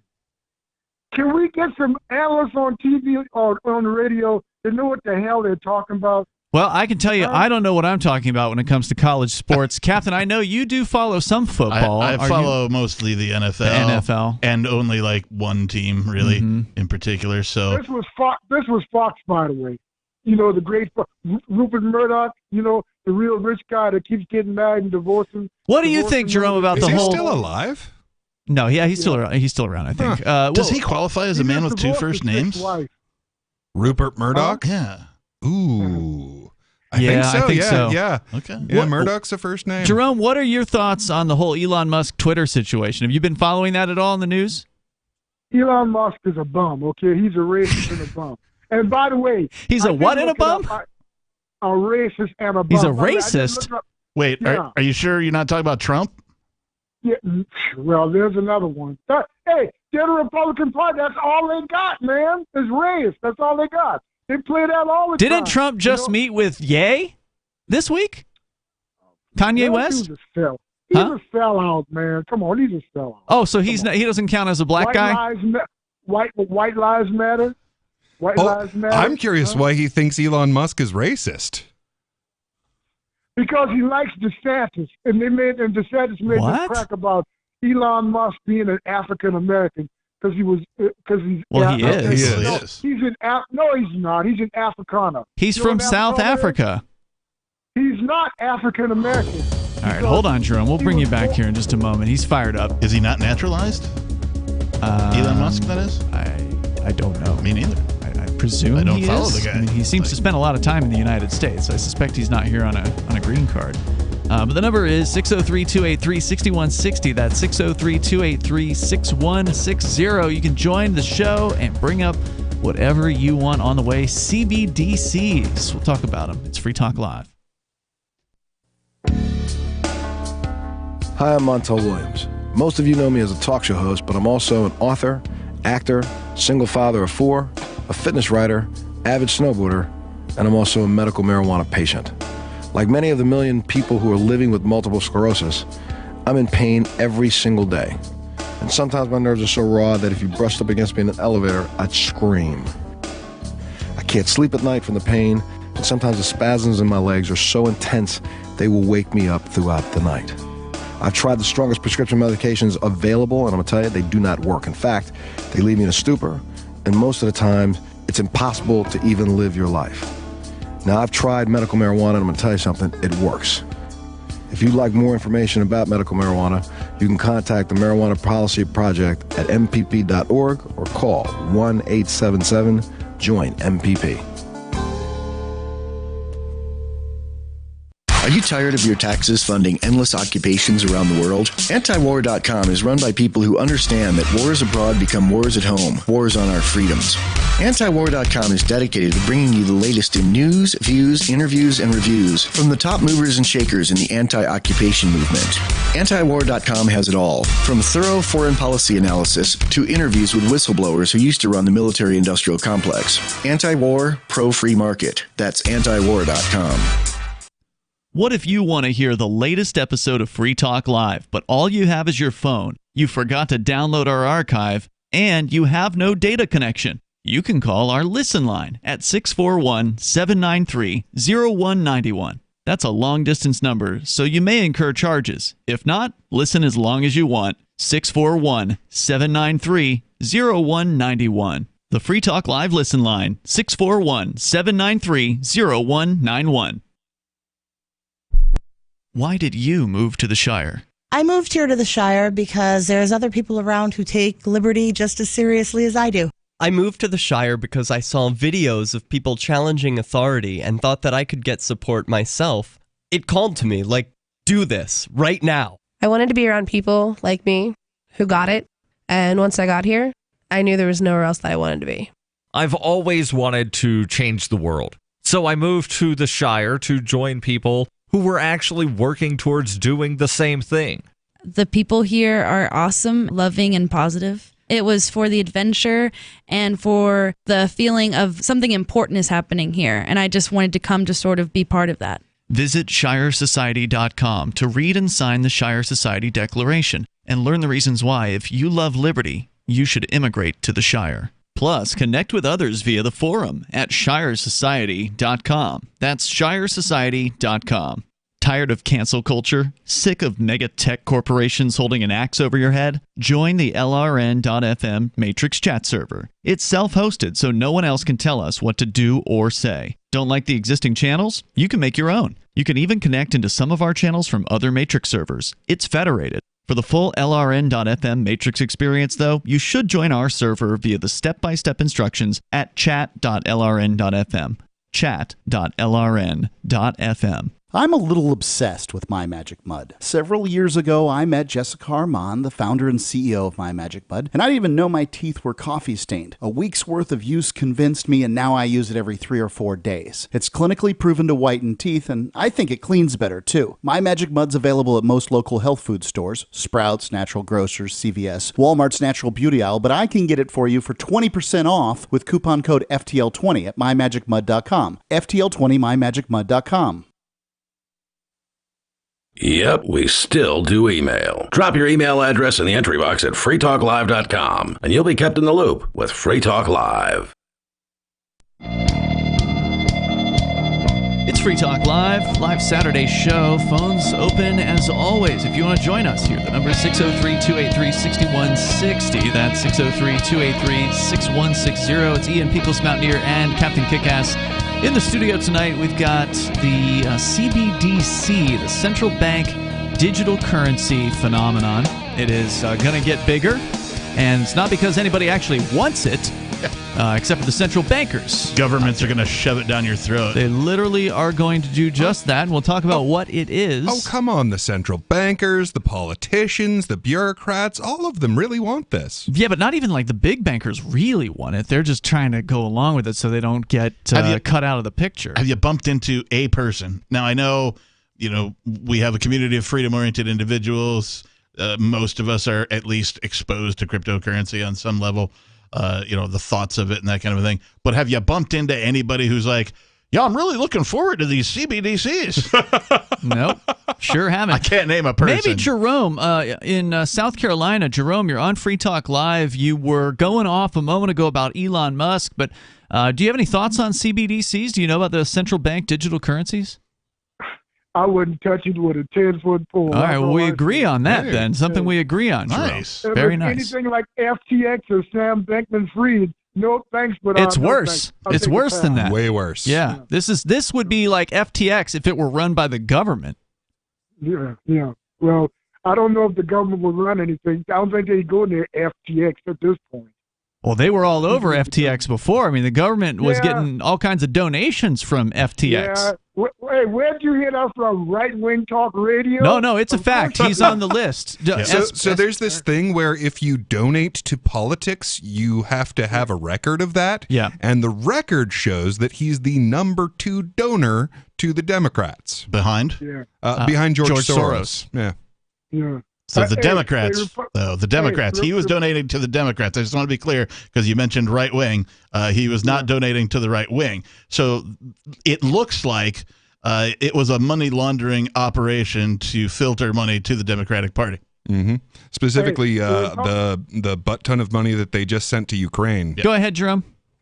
Hey, the Republicans got plenty of sugar daddies, so hey. Oh, they do. No doubt. Oh, yeah. They're bad news, too. There's no doubt about it. I mean, FTX, if he'd given to Republicans, too, we would have pointed that out, but I've not heard that allegation.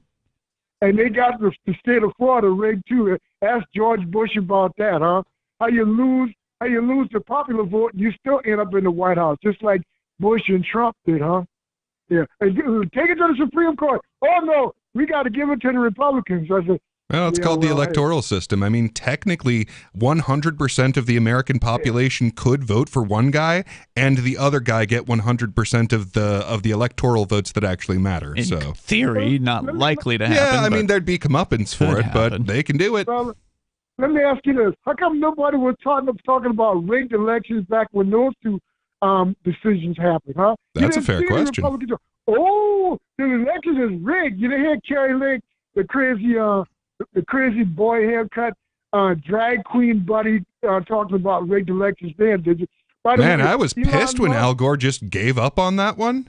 Like, that was one of the first times I'm like, oh, you are connected behind the scenes more than I know, aren't you? Because he just gave up on the recounts. Like, he could have kept going with them and just, nope. Well, yeah, it's the losing party that always talks about rigged elections, right? So, you shouldn't be surprised about that. When the Democrats win, the Republicans say the elections were rigged, and when the Republicans win, the Democrats say they were rigged. I feel like I hear about rigged elections every time there's an election. Yep. Hey, you were talking about Elon Musk? Yeah. Hey, you actually think Elon Musk grew up being oppressed as a white South African? I didn't say that. Do you know anything I didn't about say the that. history of South Africa? I didn't say that, Jerome. None of us said that Elon Musk was claimed oppressed. he was oppressed. No. No. But the reason I said he's a bum is because he's an Afrikaner. I looked it up. He's not South African. He's an Afrikaner. What does that mean? That means white South African. They came and they took over the country. Oh, so if you have pale skin, you're not actually like a person of that continent. Right. Their history is a lot similar to our history of the Native Americans. How whites came and dominated them and other races and took over this country. Their history is a lot similar to South African history. Is a lot similar to our history of oppression. So anyone that's not, what's the term I'm looking for, of the redskin is not from America? No, I'm just telling you the history, some of the stuff about South Africa I read about. I'm just using your logic here with, if you're saying that Elon Musk isn't from South Africa because he's white, then the only actual Americans are Native Americans. He's not a native South African. He wasn't. Look, his family came to that country from somewhere else. But they were Dutch settlers. All right? So did the Native Americans, by the way. I mean, the theory, I think, generally is that humans crossed the Bering Land Bridge Strait. many thousands of years ago or whatever, and those would have then become the so-called Native Americans. So by that definition, then we can't even call anyone an American. Look, white South Africans dominated the black South Africans. Okay, but are you just going to ignore everything we just said? Yes. No, but I'm telling you, white South Africans dominated black South Africans for decades. Okay. Why was there so And much right now, we agree. And right now, politicians are dominating whites, blacks, Asians, Mexicans, everybody. Native Americans here in the United States Some and small all around farm the planet. animals. Yeah, we're still being dominated. He's going to give DeSantis a lot of money, by the way. I don't care if it's DeSantis or whatever the Democrat of the moment, AOC. I don't care who it is. They're all dominators. Don't you see that, Jerome? Oh, yeah, I see that. Really? Hey, what choice do you have? What choice? You got the Republicans. Well, we do have a you got choice. The Democrats. The choice for Which those of one us is who that? believe in liberty, which does not include most of the people probably listening to the show, at least on the radio. The choice for people who believe in liberty is to gather together in a physical, geographic area, and that's why the three of us Known have as moved New here. Hampshire. Yeah, we've moved to New Hampshire for that purpose because we understand there is no choice outside of New Hampshire. There is no choice for those that love liberty, for the libertarians out there. They can't get a leg up. They can't get any kind of sticking power. They can't get anybody elected to anything higher up than dog catcher in some towns. And so we needed a new strategy, and the Free State Project is that strategy, and it's working very well. Thank you, Jerome, for the call tonight. I appreciate it. And there is one other thing that people can do, because he raises a fair question. What choice do we have? And that is one choice that you have, is if you believe in liberty, come to where the people who believe in liberty are. Right, the highest concentration on the planet. Well, not only come, but help us build the thing that's going to, eventually replace this behemoth known as the state. Right. And the other thing that you can do is wherever you are, start using cryptocurrency. Yes. Like, if you don't know about it, learn about it. If you know about it, use a little bit of it. If you're using it, great. Use your skills, your goods, your labor, and exchange it for that. Because every little bit, and especially, this coming Cyber Monday, our listeners who believe in liberty, try and find a way, if you're going to participate in Cyber Monday, to spend a little bit of cryptocurrency online this Monday. There's usually a list of those sites somewhere. I don't know who does it. Purse still exists. Purse.io or saveatpurse.com, I think, will still get you there. So check that out. Let's go to David in New Mexico. Go ahead, David. Yeah, politics like you're talking about. And I wanted to we have a contentious race in New Mexico right now. And it's actually not for it's for the chair of the Republican Party for the whole state of New Mexico. And coincidentally, Eddie Aragon is running for it. He lost that race by one vote last time around, and to help him win, one thing that I don't think that he understands is that he's inconsistent. Of course, the establishment politicians are inconsistent and unreliable as well, but I believe and other people in New Mexico can call me on it if I'm wrong, that Eddie goes back and forth and that people don't trust him. And so my advice in this race is to try to, as best you can, not go back and forth on your position. Isn't it basically a meaningless position? I mean, New Mexico is a hard left Democrat state. I mean, running the Republican Party there is, it's a booby prize. Right, but his goal is, I pulled two main things out of it. One is that he doesn't want the party ripping itself apart by having 20 people or 12 people is what they had Republicans in a gubernatorial primary. At least that's the number that he used. I don't know if it was that many. He wants the party to select the candidate and not have them primary and get all behind it so it doesn't get torn apart. And number two, he is concerned about as am I, the operation of state, local, and federal elections, and he claims as a party chair to have. Well, I'll tell you what, it really doesn't matter. I mean, whether people are running in the election as a gubernatorial candidate or if it's done within the Republican Party, none of it's going to matter because they're going to lose. So, I mean, if you're a Republican and you're still living in New Mexico, just move east. Get to Texas, right? Isn't that a better place for Republicans? Feels like it. More coming up. Are you tired of governments murdering people around the world? Stop using their money. There is an alternative. Bitcoin is a stateless, free market, non-political currency. Bitcoin cannot be inflated or controlled by any government. By using their money, you are helping the state. Stop doing it! You have an incredible alternative available now. Learn it, use it, spread it. Get started with Bitcoin at Bitcoin.com. That's Bitcoin.com. If you want to know the latest about Free Talk Live before we go on the air, all you need to decide is how you want it delivered. It's your choice. Visit news.freetalklive.com to receive our usually weekly news updates by email. Plus, we have a Twitter account at twitter.freetalklive.com, and you can follow us on the decentralized Mastodon platform at toot.freetalklive.com. So please follow us at toot.freetalklive.com and sign up for our emails at news.freetalklive.com.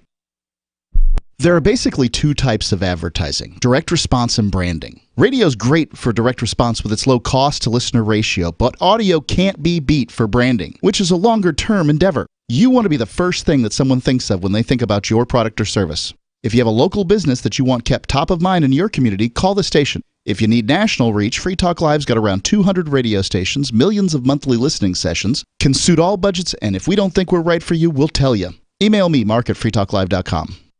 What if you want to hear the latest episode of Free Talk Live, but all you have is your phone, you forgot to download our archive, and you have no data connection? You can call our Listen line at 641-793-0191. That's a long-distance number, so you may incur charges. If not, listen as long as you want. 641-793-0191. The Free Talk Live Listen line, 641-793-0191. You're listening to the live edition of Free Talk Live. Hour number 3 is next after the news here on the Liberty Radio Network at LRN.FM. From Feature Story News in Washington, I'm Chris Jones. Russian President Vladimir Putin has met with mothers of soldiers fighting in Ukraine at his residence near Moscow. It's just the third time he's made a public appearance directly related to Russia's war in Ukraine, having previously visited a hospital for troops and a training ground for conscripts. Stuart Smith reports from Moscow. Over food and drink, the president told just over a dozen mothers that he wanted them to know he personally, and the whole leadership of the country, shares their pain, that he understood nothing can replace the loss of a son, and that he wanted to listen to them firsthand to hear their assessments. Neither their replies nor the president's answers were broadcast, but questions have been repeatedly put to the Ministry of Defense and the president by women's organizations within Russia about the activities and fates of their children, as well as the freedom to talk about problems with the mobilisation and recruitment process, for which criticism can currently result in prosecution. The UK will send 24 ambulances to Ukraine and a multi-million-pound support package to rebuild infrastructure destroyed in Russian attacks. During a trip to Kyiv, Foreign Secretary James Cleverly met Ukrainian President Volodymyr Zelensky to offer what he called the UK's unwavering support. Sally Patterson has more. Foreign Secretary James Cleverly's visit follows a heavy week of Russian strikes, which damaged Ukraine's electricity infrastructure and left millions without heat, power or water. The minister said the UK stands shoulder to shoulder with Ukraine and that he has seen firsthand how Britain's efforts are helping brave citizens to resist and rebuild. Included in the latest support package is funding to help the war-torn nation rebuild schools and shelters, as well as prepare for the winter. The funding will be targeted to areas recently liberated from Russian control in southern Ukraine, such as the port city of Kherson. Almost £3.5 million of funding, Mr. Cleverly says, will also be set aside for the survivors of sexual violence allegedly carried out by the Russian military. Elsewhere in Europe, French lawmakers have voted overwhelmingly in favour of enshrining abortion rights in the French constitution. The legislation will now go to the French upper house, which also needs to vote for the changes in order for the constitution to be modified. And finally, columnist E. Jean Carroll has filed a lawsuit against Donald Trump, accusing him of raping her in a department store 27 years ago. William Denzelo reports from New York. This new law gives victims of sexual assault a 1-year period to sue their alleged abusers, even if the statute of limitations has expired. E. Jean Carroll is suing Donald Trump for defamation and battery. Former president has repeatedly denied the allegations. He says the claims are a hoax, a lie, and that she was not his type. William Denzelo, New York. From bureaus worldwide, this is FSN. With FSN Spotlight, I'm Simon Marks. Today, the gold coin that proves the existence of a 3rd century Roman emperor previously believed to have been fictional. Emperor Sponsian is featured on the face of a trove of ancient coins that were found 3 centuries ago in Transylvania, a distant outpost of the Roman Empire. But the coins were considered forgeries until a series of new tests were recently conducted. It's not surprising that people had thought them as forgeries because they look distinctly homemade. Professor Paul Pearson of University College London is part of a team of earth scientists who figured out that Sponsian really existed. They're definitely not manufactured in Rome where there was a very, very high artistic standard. But we got them under the microscope and then some analytical equipment and did a whole battery of scientific tests. And we basically showed 2 things. First, they're covered in scratches of exactly the type that coins that have been in circulation for an extended period of time have. And then there's dirt, and the dirt is cemented in place by silica, which is a substance that binds soils together. There's actually 200 pages of scientific reports under this, but they show these coins have been buried underground. He says there is no evidence to suggest Sponsian ever ruled from Rome itself, but was an emperor nonetheless, governing in a Roman outpost just as the empire itself started falling apart. With FSN Spotlight, I'm Simon Marks. To recap our top stories, Vladimir Putin has met with mothers of soldiers fighting in Ukraine at his residence near Moscow. The UK will send 24 ambulances to Ukraine and a multi-million-pound support package to rebuild infrastructure in Ukrainian cities. French lawmakers have voted overwhelmingly in favour to enshrine abortion rights in the French constitution, and columnist E. Jean Carroll has filed a lawsuit against Donald Trump, accusing him of raping her 27 years ago. That's the latest feature story news. Chris Jones reporting. A heroic broken sewage pipe floods Congress with waste. Johnson & Johnson introduces new leave-in Q-tips. This Thursday, local youth Andrew Robillard told reporters he had no idea why he couldn't wear his Iron Man costume to his grandfather's funeral. Robillard, whose grandfather passed away this week after complications from a stroke, vented his frustration to reporters and noted that his grandpa, quote, probably wouldn't even care if he dressed like Iron Man at the funeral. Iron Man is awesome. I want to wear my Iron Man suit. I am Iron Man.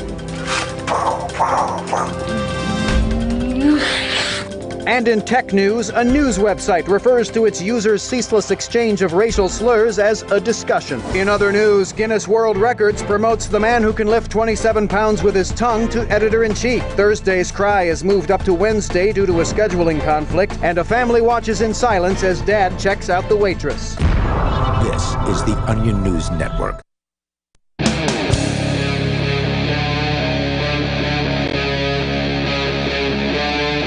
Free Talk Live. It is Free Talk Live, and the phones are open if you want to join the show. The number is 603-283-6160 as we kick off the third hour. You can bring up absolutely anything you want to discuss. Here in the studio tonight, it's me, Ian. Beakless Mountaineer. Me, Captain.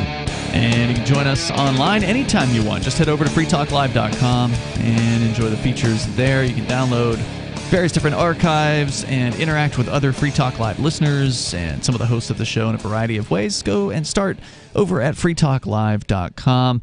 Coming up, the CBDC. It's called the Central Bank Digital Currency. You're going to start hearing more about this in the news as governments around the planet are getting closer to implementing their plans. I don't know if any of them, I feel like I've heard maybe the Bahamas has one, Nigeria has one. Talk about an S coin, though, right? Like, yeah, the worst of the worst. Like, if you look at what the fundamentals of cryptocurrency are, right? Decentralized. I'm trying to remember the pillars now. Permissionless? Decentralized, permissionless, censorship resistant, right? All these things that cryptocurrencies are. The CBDC, going to be none of that. That's right. Not even going to have the most fundamental things that make cryptocurrency a cryptocurrency. Oh, it'll be the most censorious thing that human beings have ever created. Censorious as in easily censored. Yes. I see. As in easy to censor you. Yes. Yeah, correct. In fact, let's get into this clip here because you guys brought up CBDCs earlier, and it reminded me that Thor Maximalist is somebody that I follow on Twitter. He's a pretty freedom-oriented crypto guy. He posted this propaganda video. I think it's from the CBC, the Canadian Broadcast Company. This is pitching the CBDC as a privacy tool. Okay? That's what they're going to try to sell you on what here. A crock. And so here's how they're doing it. This is from, again, wherever it is, somewhere in Canada. Here it is. Imagine a digital loonie becoming legal tender. Well, that day is getting closer. A loonie and a toonie is like their ones and their twos. That's what they call them in Canada. For people that don't know that, that's what she's referring to. Because we should definitely be exchanging for loonies. Yeah. A survey found most major banks are considering some form of digital currency within the next 6 years. 3 research teams have produced proposals for the Bank of Canada. As Eric Sorensen reports, this could fuel the digital economy. Every day, more Canadians pay digitally, and fewer businesses need this. A cash drawer stuffed with bills. Canadians are among the most cash-free spenders in the world. So, is it time for digital currency? The Bank of Canada isn't promoting the idea, but believes it needs to be ready. Currency is a core part of the Bank of Canada's mandate. For several years, the Bank of Canada has been analyzing... This guy sounds like a dork, doesn't he? So this is the Timothy Lane, the Bank of Canada Deputy Governor. So basically, he's the head of their equivalent of the Federal Reserve. Anyway, here he goes. What circumstances might lead Canada to decide to issue a digital currency? The Bank of Canada is now studying proposals from 3 sets of university experts for a homegrown digital currency. Formulas for how to spend with the anonymity of cash without using cash. Anonymity of cash, huh? How's that going to work exactly? They go on. It could work like this. Through an app on a cell phone, a user sets up a secure e-wallet. It's authenticated through a government agency, and it's... Okay, right there. We know it's not going to be secure, right? If it is authenticated, quote unquote, by a government agency, then they know who you are, right? So there's no security there as far as they have total awareness of your existence. Oh, we mean private from non-governmental sources. That's exactly what they mean. Let's go on. It's ready to go. The merchant establishes a digital transaction to accept the funds. But a critical new step in between, what the U of T and York team calls a whitelist, where the transaction is not only authenticated, but will ensure customer information is not passed on, just the money. privacy is paramount. So if there's a whitelist, that implies that maybe there's sort of a list of people that aren't allowed to use it. There might be a blacklist, and that would be a list of people that are prohibited from the platform entirely. I'm just guessing here. Maybe I'm That's out the on implication. a limb. I mean, I might be out on a limb here. What do you guys that's think? not what they're if that's not what they're thinking, then they should really come up with a new term for that. Here's more.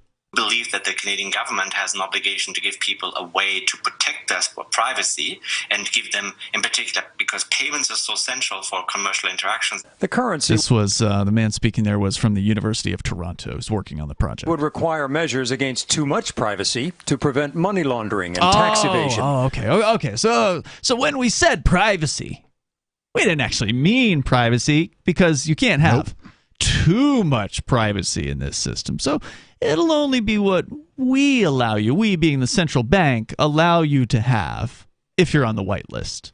Well, and correct me if I'm wrong, but last I checked, the government is made up of human beings. Yes. So the people will have access to all of your data.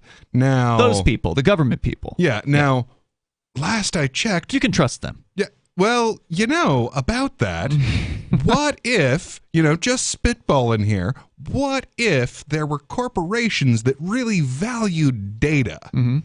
I mean, in theory, they might be able to bribe you to give data to them. They could, yeah. And they may just do it openly eventually. Oh, well, we figured it would be best if we gave all this information over to our data partners for safekeeping. A nice public-private partnership. Yeah. So you can see where this is going here. They're literally, in the beginning of this is a 2-minute long clip here. In the beginning of the clip, they say that this is about privacy.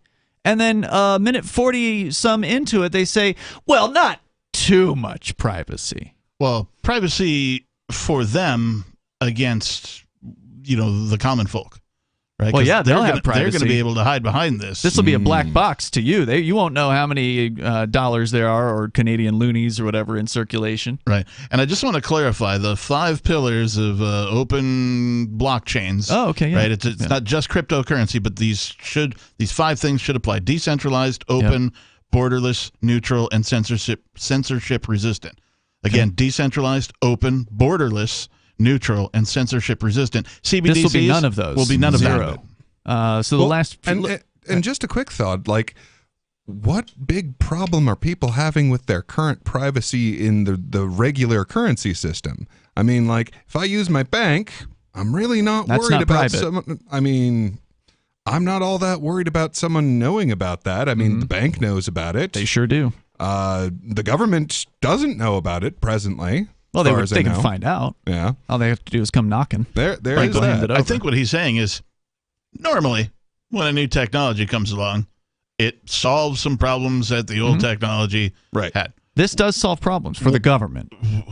All right, I guess you got This me there. doesn't solve anything for the average person. The whole idea that there will be some sort of level of privacy here for the average person is just absurd. Right. They're claiming that you can keep your name or something hidden from the merchant. That's when they say privacy. That's what they're referring to. Let me finish here.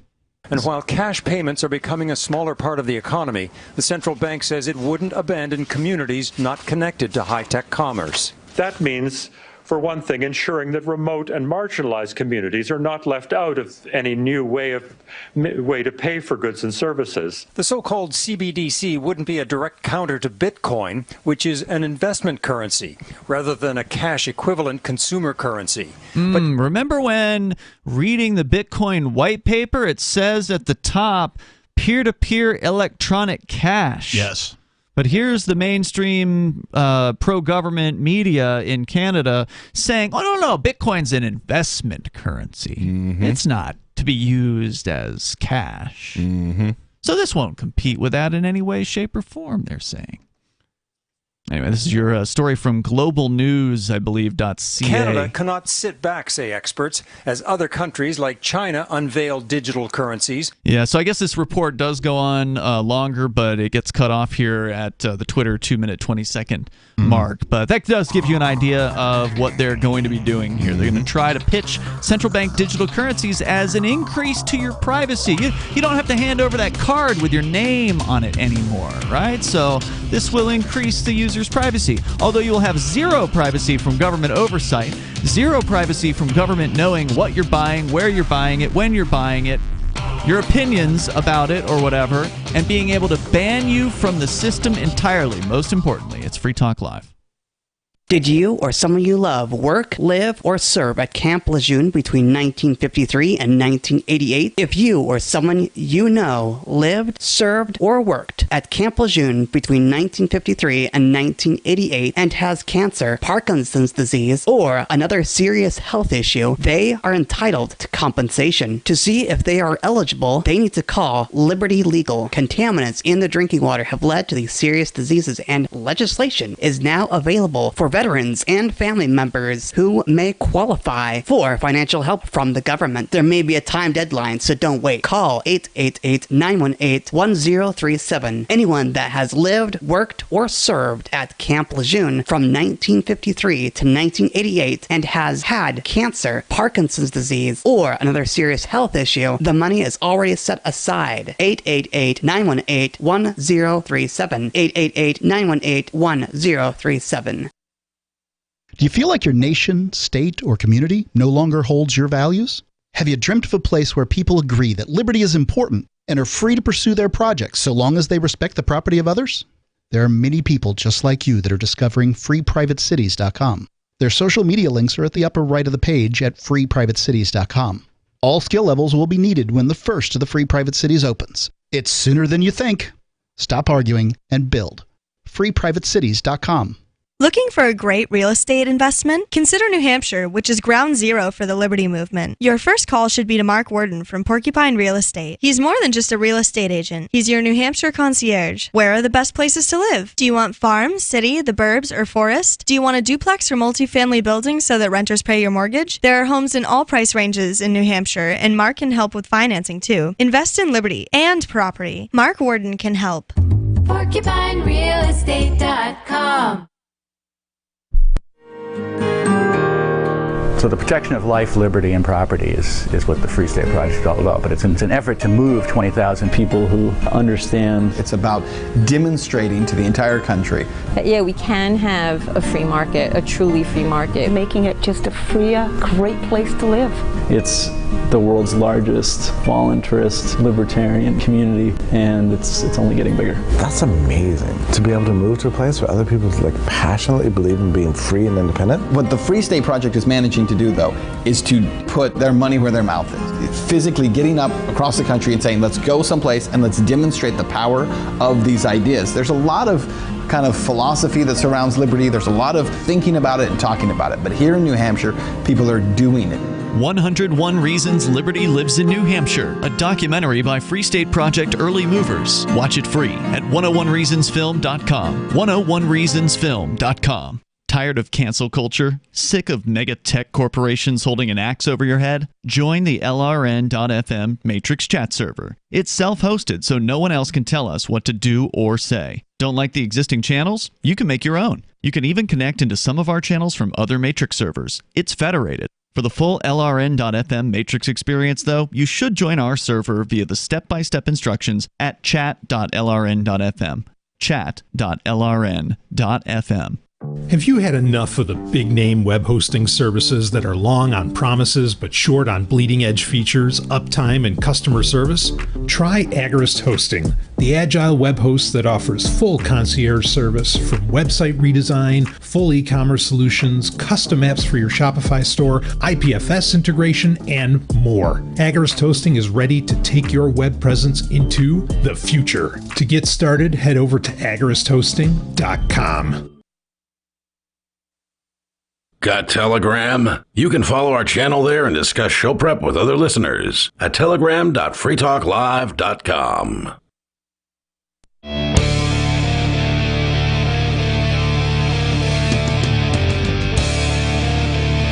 Free Talk Live Saturday show. You can join us here. The number is 603-283-6160. That's 603-283-6160. Ian, People's Mountaineer, and Captain Kickass here in the studio tonight. Present. Going on here, we're going to get back into your phone wasn't calls. roll call? We were talking about the CBDC, the Central Bank Digital Currency. That's another great movie there. one of the best. Oh yeah. So CBDCs, they're coming, whether we like it or not. And what do you do about it? Well, I think Peakless Mountaineer, you had the best suggestion earlier. Get interested in alternatives to the dollar, whether it be cryptocurrency or the gold back or which fractional makes a great silver. stocking stuffer, by the way. The gold backs? Oh yeah, yeah, they do. That's a super gift. Yeah, and kids love those things. Adults they're love them. beautiful. Old people love them. I mean, they're lightweight. They're portable. Yeah. You can carry a bunch of them around with you and just be like, here, Merry whatever, Yep. happy blah blah, right? You know? Exactly. So check out the Goldback for sure. BullionMax.com/FTL. They've got them there. And get into crypto by going to Bitcoin.com and clicking Get Started at the top of the page. Let's talk to Dana in Michigan. You're on Free Talk Live, Dana. Hi, guys. Hey, I never call when you talk about cryptocurrency. There was a whole thing on Netflix a few years ago explaining cryptocurrency, you know, how it all works. I've watched it over and over, and I just sometimes things that are so simple I don't grasp, and the real difficult things are a piece of cake for me. Mm-hmm. So I don't know if I'm missing something, but this is what I'm not missing. Okay. So at the risk of sounding conspiracy theorist or holy roller, which I do believe, I'm a Christian. I've said that before.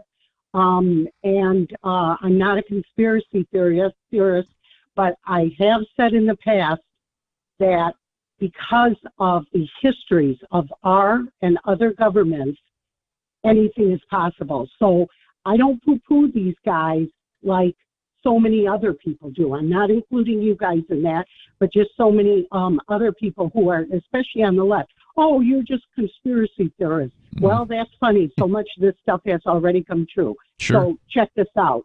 Someone introduced me to a paperback book. I never do this, but I took a day off work the next day because I was so exhausted. I could not stop reading it. 100-some pages. It was written, I just found it maybe 10, 15 years ago, but it was written either in the late 70s or early 80s. It was written by a Christian woman, PhD, so this is not a dumb person. She's both very well-read when it comes to biblical as well as political and just current events. Her name is Dr. Mary Relf. I think it's spelled R-E-L-F-E. She wrote a book called When Your Money Fails. Mm-hmm. So for anyone that didn't get that, When Your Money Fails. Okay. She did a follow-up book I haven't read yet. I just discovered this recently. The New Money System. So check this out. Okay, so what did you get out of it? Okay, what is the one thing? This was the whole point of the book. What is the one thing that controls everything? It is the cash system. And I'm sure you guys have heard this no matter where you're on the religious spectrum. Just to clarify, you said cash as in C-A-S-H or cast as in C-A-S-T-E? No, cash, C-A-S-H. Okay. So cash, money controls, because if you don't have some kind of a means, I get it, bartering, but that's not going to work in all cases. So if you don't have cash, you cannot, are you ready for it? Buy or sell, okay? So she tied it in.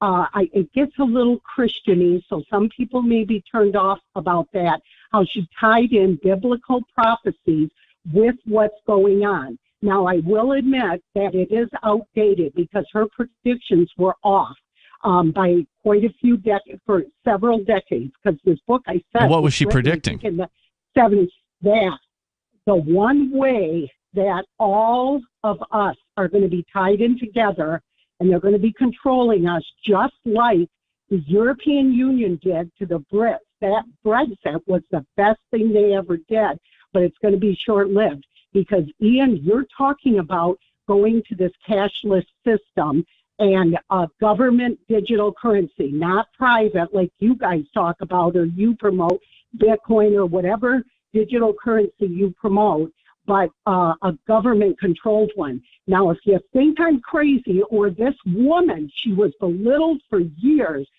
3 weeks ago, I'm perusing YouTube. Pops up on my YouTube, Mark Stein is interviewing a very pretty blonde woman from Holland. They have a bill on the table. This happened 21 days ago. They have a bill that has been proposed by the Minister of Finance in the country of Holland, a female. Forget her name, doesn't matter. You could Google this. And they are proposing anything over 100 euros with your digital currency is going to be stopped. The purchase will be stopped until they investigate it. They will know what political party, the YouTube video, the woman being interviewed explains everything. Someone went to go get money out of their bank and they were stopped because it was just over $100. Now, people, you got to think about this. Just for me to get my hair done is over $100,000. Sure. They will have total control. $100. They will know what. Well, plus, political as party inflation, you keep this donate in mind, Dana, as inflation continues, $100 isn't what it was worth, 2 years ago, let alone 10 years ago, let alone 20 years ago. It's not going to be worth 100, it will not buy the same amount of groceries just 2 years or even 1 year or even a few months from now. So that $100 is going to become more and more inclusive. I mean, it's not yet a $1 bill, but it's going to get to that point. I think Dana is. Let me tie this in to the Christian aspect of it. Remember what I said. Remember that saying, you will not be able to buy or sell if you don't have the mark of the beast on your hand or your forehead.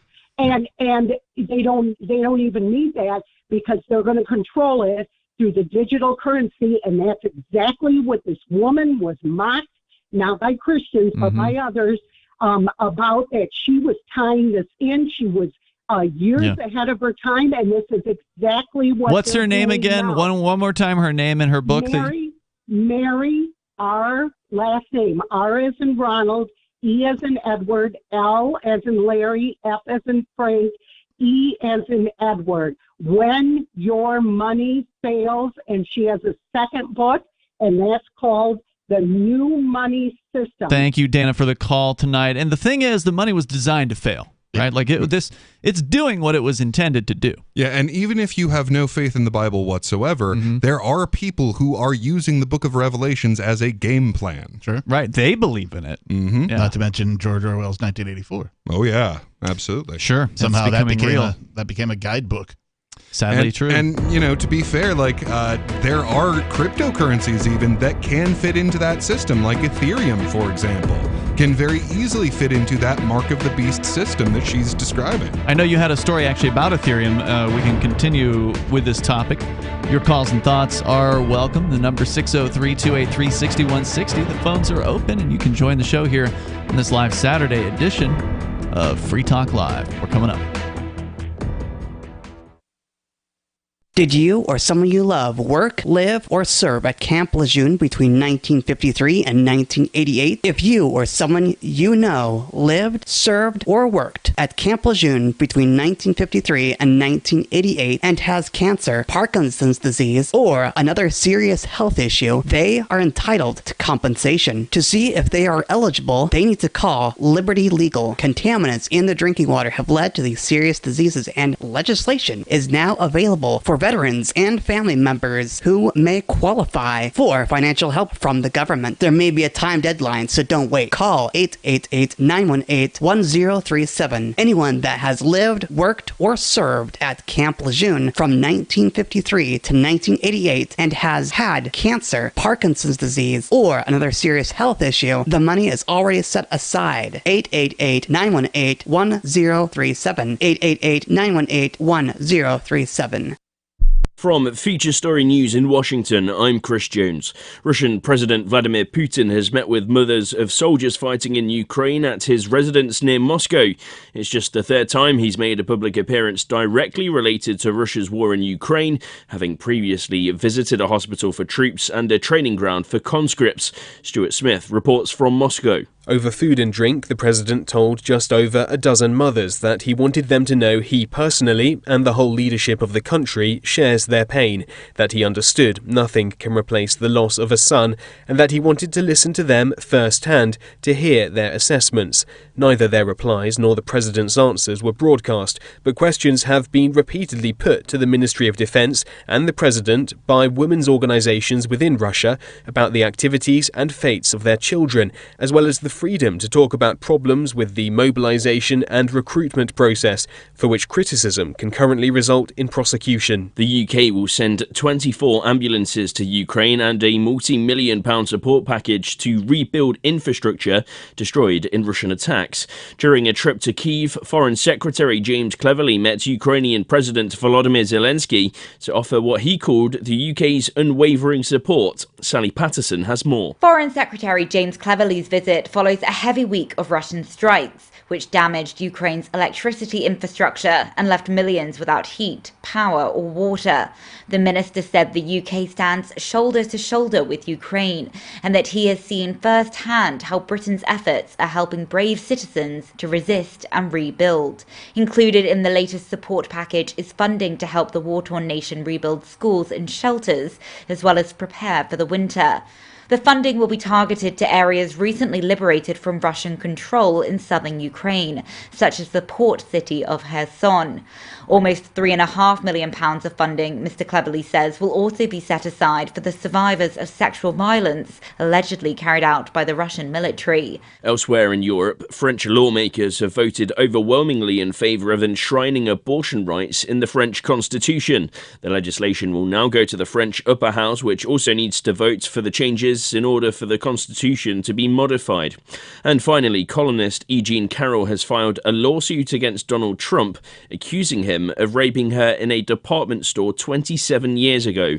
William Denzelo reports from New York. This new law gives victims of sexual assault a 1-year period to sue their alleged abusers, even if the statute of limitations has expired. Eugene Carroll is suing Donald Trump for defamation and battery. The former president has repeatedly denied the allegations. He says the claims are a hoax, a lie, and that she was not his type. William Denzelo, New York. From bureaus worldwide, this is FSN.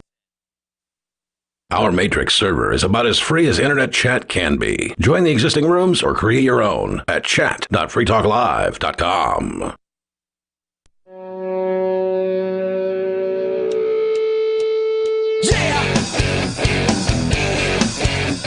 It is Free Talk Live. The phones are open and you can join us.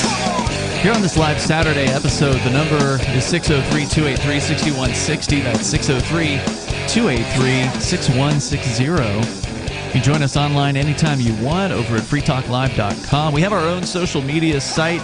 You go to social.freetalklive.com, and that is where you can interact with other Free Talk Live listeners, as well as some of the hosts, and it is our own Mastodon server. If you've heard about Mastodon in recent weeks after the big changes over at Twitter, there's been a lot of coverage in some of the mainstream media about Mastodon, and there's a ton of servers from which you can choose. Some of them are not so friendly to freedom, so keep that in mind. If you are of a liberty mindset, there was somebody complaining on Twitter like within the last week saying, oh, is this what Mastodon is all about? Because they got kicked off of some Mastodon server for quote-unquote being a capitalist. It's like, well, that's what that Mastodon server is about. Right. But you could come over here to social.freetalklive.com, where if you are a freedom-friendly person, you're welcome to be. Had Jason Henza of the HBO's The Anarchist. Yeah. He pinged me on the Facebook, something about, hey, Captain, can you recommend some, freedom-oriented servers or something? And I was like, not really. I mean, I'm on ours, on the Free Talk Live one. And there's another one. It's called Liberdon. Oh, yeah, that's right. I did forget about that. They were doing it probably 2 years before we were. Yeah. But at any rate, he reposted the link to the Free Talk Live information for our server and that kind of thing. So thanks, Jason. Cool. I didn't see him pop up yet, though. Maybe I missed it. I don't. He tagged me in a post or something, and I just responded to it. So On our server? He is on our server. Oh, yeah. okay, cool. Yeah, I'll have to look for him. Yeah, I'll show you who he is. All right, cool. Yeah, check it out, social.freetalklive.com. Let's go back to your phone calls and thoughts here. We've got Robert in North Carolina. He's listening to Myrtle Beach's WRNN. Go ahead.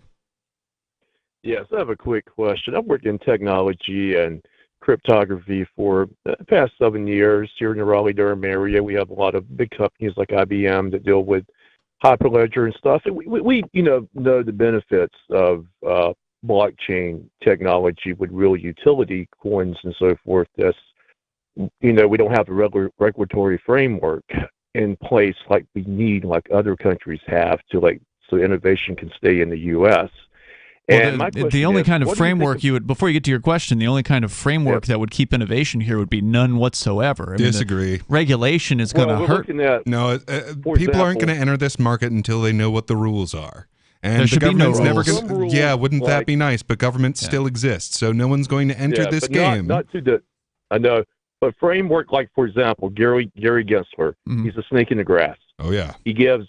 This is the guy from the SEC. 10 hours, he spends 10 hours with them, giving him information. Then he goes after companies like Ripple and Library that actually are making products that can help society, that will be used one day. And what do you think about that, Gary Gensler? And how can we, the people, go after him? I know Attorney John Deaton has a site, Crypto Law, where people are going and contacting their congressmen and senators about that. But what do you guys think about Gary Gensler and how he's scum. This from the SEC? Yeah, he's the worst kind of scum. My favorite recent story involves all of his direct connections to FTX. And to Sam Bankman-Fried and all of that. He's extremely corrupt. And yeah, I mean, he goes after who he wants to go after, and he leaves alone who he wants to leave alone. Right. And as for what to do about it, I have good luck. One suggestion that I think would help a lot of people, and that is if all of the different forms, branches, if you will, of government could get together and decide on the definition of cryptocurrency. Right. Decide what it is, because currently each branch seems to have their own idea of what it is, and so that means that if you're going to do anything, within the regulated market, in between USD and crypto, your exchanges and all that kind of stuff, if you're going to do anything with that, you need to know what the definition is.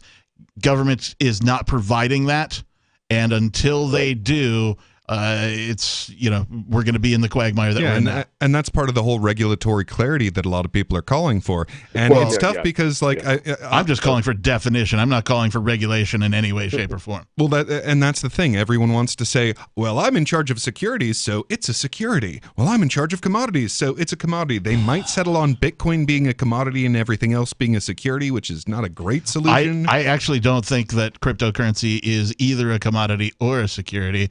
I think it can function as both and then some, right? Because it's programmable money, right? It's digital property. It's words. It's free speech, is what it is. It should be none of these things. And the whole idea of regularity or regulatory clarity, I think, is absolutely absurd. Have you ever tried reading regulations? I mean, it's absolutely impossible. These things are written so only lawyers can have any kind of grasp on what they mean, and even then, you're still dealing with people with opinions, right? So one attorney has the opinion that this isn't regulated. The other attorney says, oh, this is regulated. You got to jump through all these hoops, and you can hire me at $300 an hour, and I'll help you jump through the hoops. I mean, that's literally the situation. FinCEN has put out documents. I'm not saying that this is a good idea. I'm not saying it's a smart idea. I'm saying that the people who want to invest in this will not do so until they believe that there is a set of rules that they can point to. Screw them. Crypto's been doing fine without them. Is it now? Yeah. Crypto's got all kinds of development, and we don't need these institutional investor people who only will move if the government tells them it's okay. It is true about cryptocurrency that even though the prices are where they are right now, the development has not stopped. In fact, it has accelerated. Even through this bear market, downturn in the market. So, that tells you all you need to know about the value of cryptocurrency. If development were to start to peter off or something, that might mean a different thing. But it has not only not stopped, it has accelerated. Well, Robert, you bring up this Gary Gensler guy, and as we learned in the library situation, lbry.com, we big fans of library here on Free Talk Live. They lost their lawsuit in regards to the SEC. We've yet to see what the so-called settlement is going to be, how many millions of dollars or whatever. Who knows what that's going to be like. Right. That is yet to come out from that. But one of the things that library kept pointing out throughout this whole thing was they were trying to get clarity. They were trying to go to this person and ask them, this SEC bureaucrat or whoever, to ask them, okay, well, if we're not doing it right, how do you do it right? Right. Oh, well, we'll know it when we see it. Like there's no clarity whatsoever, and I don't think there ever will be, because they want to be able to prosecute selectively whoever it is that they want to prosecute.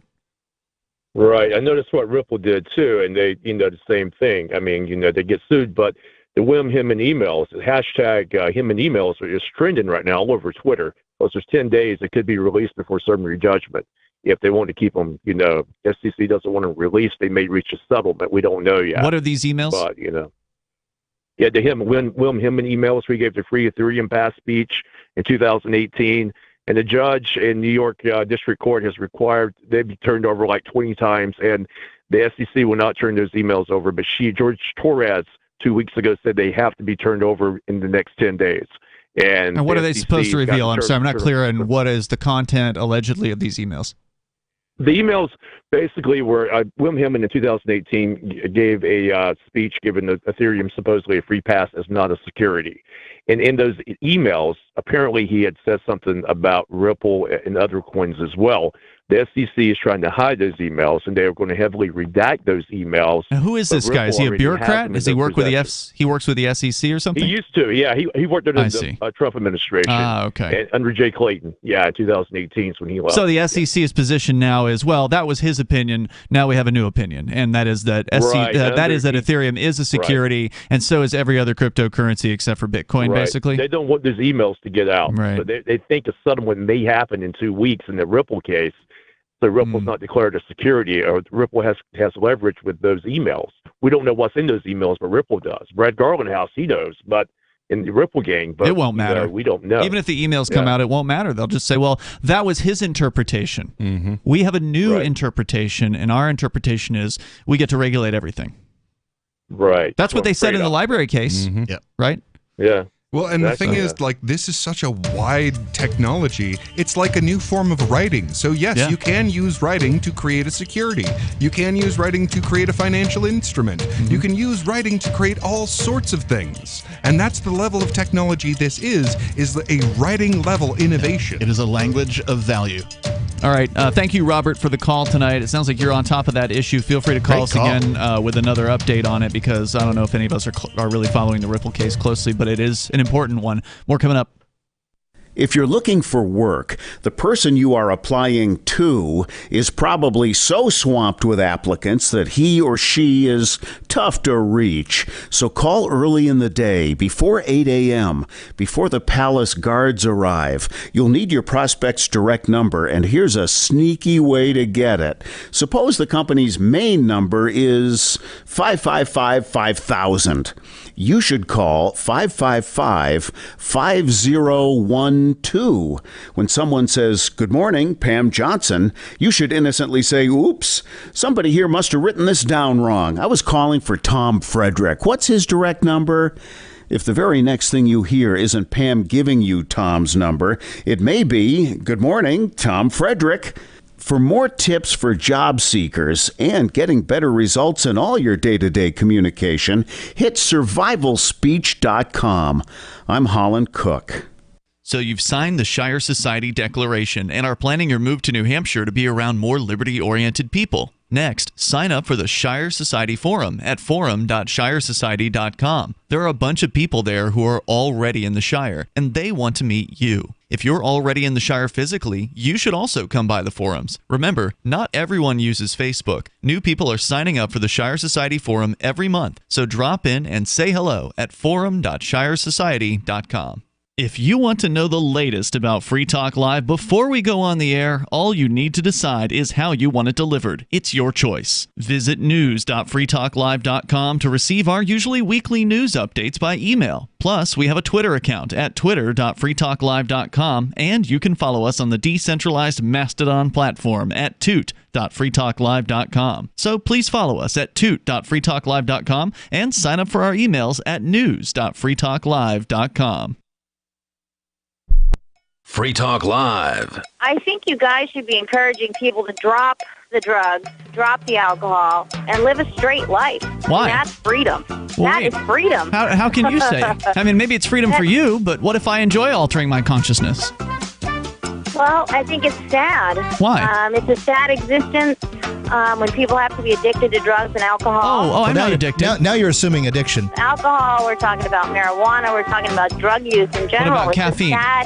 Are we talking about caffeine? I'm talking about something that what you just said is mind-altering. So caffeine certainly is. If you eat a chocolate candy bar, if you have a chocolate candy bar and there's caffeine in it, it doesn't get you high. Oh, you know what the difference well, wait a minute. is. Christy, I'm sensitive to caffeine, and I can tell you 2 Diet Cokes will make me a very angry man. Free Talk Live, 7 nights a week from 7 to 10 Eastern, live on the Liberty Radio Network at LRN.FM. What if you want to hear the latest episode of Free Talk Live, but all you have is your phone, you forgot to download our archive, and you have no data connection? You can call our Listen line at 641-793-0191. That's a long-distance number, so you may incur charges. If not, listen as long as you want. 641-793-0191. The Free Talk Live Listen line, 641-793-0191. The new 4th edition of Healing Our World, The Compassion of Libertarianism, will take your understanding of liberty to a deeper level and has over 1,300 updated references, new cartoons, and a foreword by Dr. Ron Paul. With discounts for multiple book purchases, the 4th edition of Healing Our World is a great gift for the liberals, pragmatists, environmentalists, and Christians in your life who think libertarianism is cold-hearted. Get yours today at healing.freetalklive.com and use promo code FTL for a $5 discount. You can stick it to the man and big tech. Join our FTL social mastodon at social.freetalklive.com.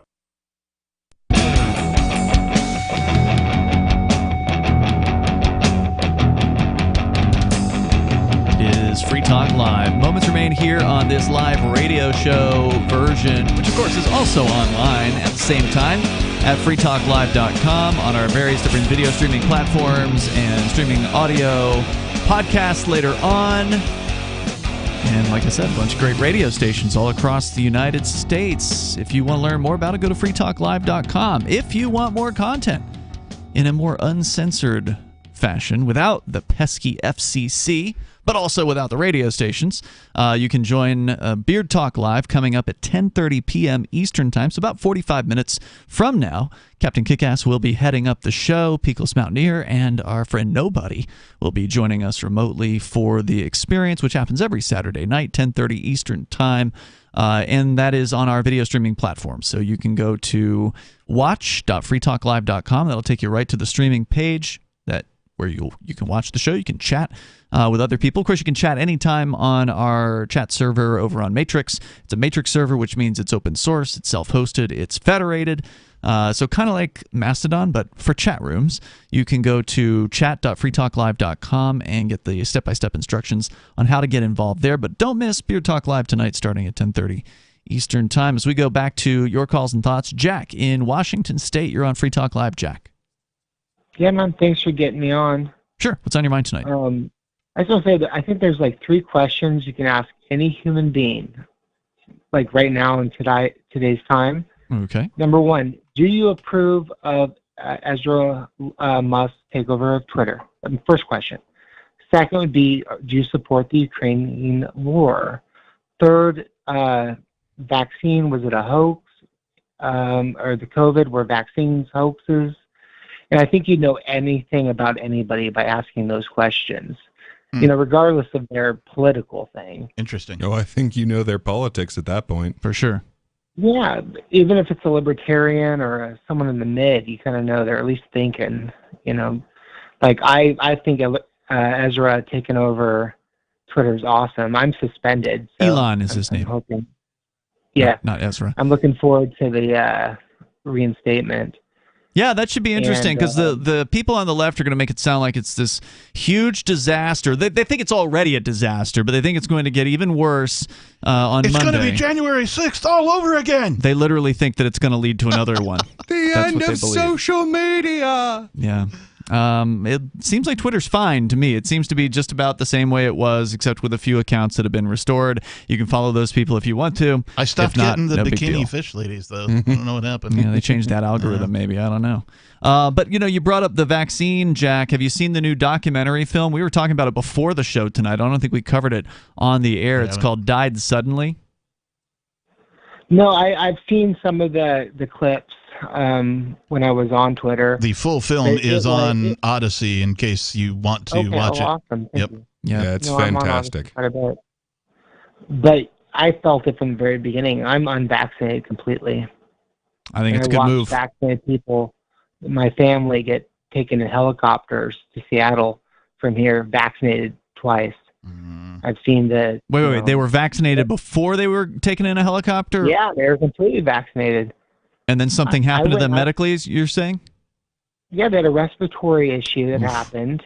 They went to the local hospital in Aberdeen, Ocean Shores. Yep. And they had to bring a life flight and flew her up to... Oh, because however they Seattle. wanted to treat them, they only had at the Seattle hospitals, right? Yeah. Yeah, something like that. But 1.5 days later, she was fine.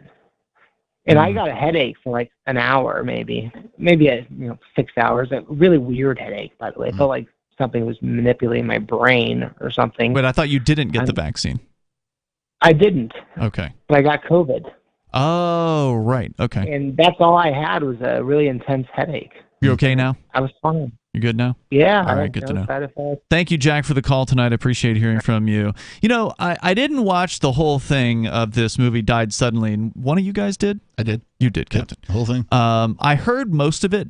Bonnie was in the studio. She was watching it. I was getting some work done. So I was kind of listening to most of it, and then I'd pop over and watch some of the scenes. And it's a pretty shocking documentary, especially when they're pulling this stringy stuff out of people's arteries, which they say these people that I don't know if they're morticians or what their job was, but they say this is really unusual. This does not happen. They've never seen this before. We're talking about long, 2 foot long strands of what was it? Did they ever put it under a microscope? Well, they just say that it's a fibrous protein. Mm-hmm. So they never said, okay, well, we've taken a close look at this. We know for sure what it is, or maybe they did. I think that's their summarization, is that it's a fibrous protein. Yeah. They don't know really what causes it. So it's interesting that the whistleblower, if you will, on this thing is embalmers. That's the word I was looking for. Yeah. Okay. So folks who people are already dead. Right. They take blood out of a body and they replace it with what's the fluid called? Formaldehyde. Embalming fluid. Formaldehyde. Yeah. And so, interestingly... But they couldn't do it, right? Because these things were blocking the arteries. Yeah, if you haven't seen the movie, spoilers coming up right now. Here comes a spoiler. When they tried to do this transfusion, that is to suck out all the blood and replace it with the embalming fluid, they couldn't because something was in the way. And so they had to go in and figure out what was in the way, and they started pulling out this fibrous material. And so a lot of it. Yeah. And so there's a lot of footage of this happening. Go watch the movie. I don't want to make up anybody's mind for them. End of spoiler. But go watch it. Make up your own mind. Do your own research. If there's something that you don't like or you don't know, go look it up. But this isn't this isn't just one embalmer, some kook or whatever. There's multiple embalming professionals, right, that are interviewed for this. And they say this is unprecedented. They don't know what this stuff is. They've never seen it before. Yeah, right? I have a pretty decent knowledge of anatomy, and that is not a natural part of the human body. Right. Yeah, and now I do have a theory as to what it is, because the vaccine is supposed to create all of these spike proteins, right? And they are very well named, unlike some things in medicine or anatomy. But these spike proteins, so this tremendous amount of, essentially, yes, these little spikes made out of protein running around in your bloodstream. Guess what they do? They staple a bunch of crap together. Right. So yeah, you have all of these things that are getting just mashed together and glued together inside of your bloodstream. Then yeah, it's going to create these long, giant, fibrous things because you're just gluing all sorts of crap together inside the blood. The theory that I'm rolling with is very similar to yours, and that is that they've injected you with a thing that they've got like sort of flipped on. If it's binary, right? It's on. Create spike proteins. There's no way to turn it off. Right. So they inject unless they inject you with something else, right? Well, I mean, we don't know. And their official story was that, it just turns off by a natural process by doing this. But then it came out that, maybe that's not happening. I don't think that that's what's happening. I think that they inject people with this thing that's turned on. It does not get turned off, even if it's supposed to. Is it happening in everyone, though, or only a select few? Well, I mean, this movie is based on people who've already died. Right. So fortunately, the way that they stored this stuff was not up to par. So a lot of it went bad before it got injected in people. Thank God, because that's probably what's saving them. Oh, right. Like it wasn't kept cold enough or whatever. Exactly. Wasn't kept cold enough, wasn't kept away from sunlight, all that sort of thing. So a lot of this stuff went bad before it got injected. And yeah, that's probably saving an unbelievable number of people's lives right now. Of course, they want you to show up for a booster again, right? This thing isn't over. They're still talking about like the Chinese situation. I don't know if you guys have been following that, but I heard now that 400 million people on lockdown. In China. There's some big protests going on over there too. Yes, I did start to see some of the videos of people busting out of buildings and getting into fights with the white guards. Yep.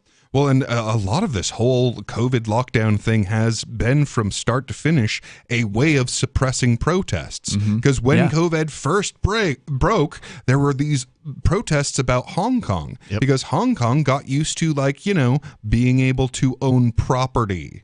I mean, they had no political rights whatsoever, but they were allowed economic rights. And I always wondered, how's that going to shake out? Turns out if you spend enough time having economic rights, you start calling for political rights, and that's a can't have that. No. You can't. And now the protests have everything to do with their banking system, which is absolutely collapsing. Well, one of the theories that we heard last night, somebody called in and said that they believe that the lockdowns are actually to keep people from doing a run on the banks. Oh, yeah, absolutely. I know that is a huge part of this because the rest of the countries, they're like, well, our dollar is strong enough to tighten up a little bit. And China went, yeah, we're going to loosen further instead. And we were talking about the social credit scores and the apps and all that kind of thing. And I read that in China, this lockdown now, they just went ahead and flipped everybody's app to red so nobody can go anywhere. Everybody's locked down. Whoa. Yeah. That may be true in some areas. It's a lot of people, and some of them are in varying ranges of lockdown, but it is still an insane situation over there. Out of time for the radio show tonight. These guys are back with more Beard Talk Live starting in about a half an hour, 10:30 Eastern. Join them at watch.freetalklive.com. We'll see you tomorrow night online. In the meantime, freetalklive.com. Gold and silver. You can own the most stable assets in recorded history with BullionMax.com. Buy direct from BullionMax.com without talking to a salesperson, and your precious metals shipped fully insured directly to your home. Free Talk Live can get you their silver starter kit at employee pricing. Just go to BullionMax.com/FTL. It includes 5 ounces of the most desirable silver products plus a free gold bag. This offer is limited to 1 per household, so get yours now. Go to BullionMax.com/FTL. My name is Jacob Hornberger. I'm president of the Future of Freedom Foundation, which Congressman Ron Paul awarded for having an outstanding freedom website. Write us at fff@fff.org, and we'll send you a free 3-month subscription to our monthly journal of libertarian essays and our booklet, Economic Liberty in the Constitution, which George Mason University economics professor Walter Williams praised in a recent column. That's fff@fff.org. I'm crazy about My Magic Mud. This is the most important oral care product created this millennium, and I'm not kidding. We all have different opinions on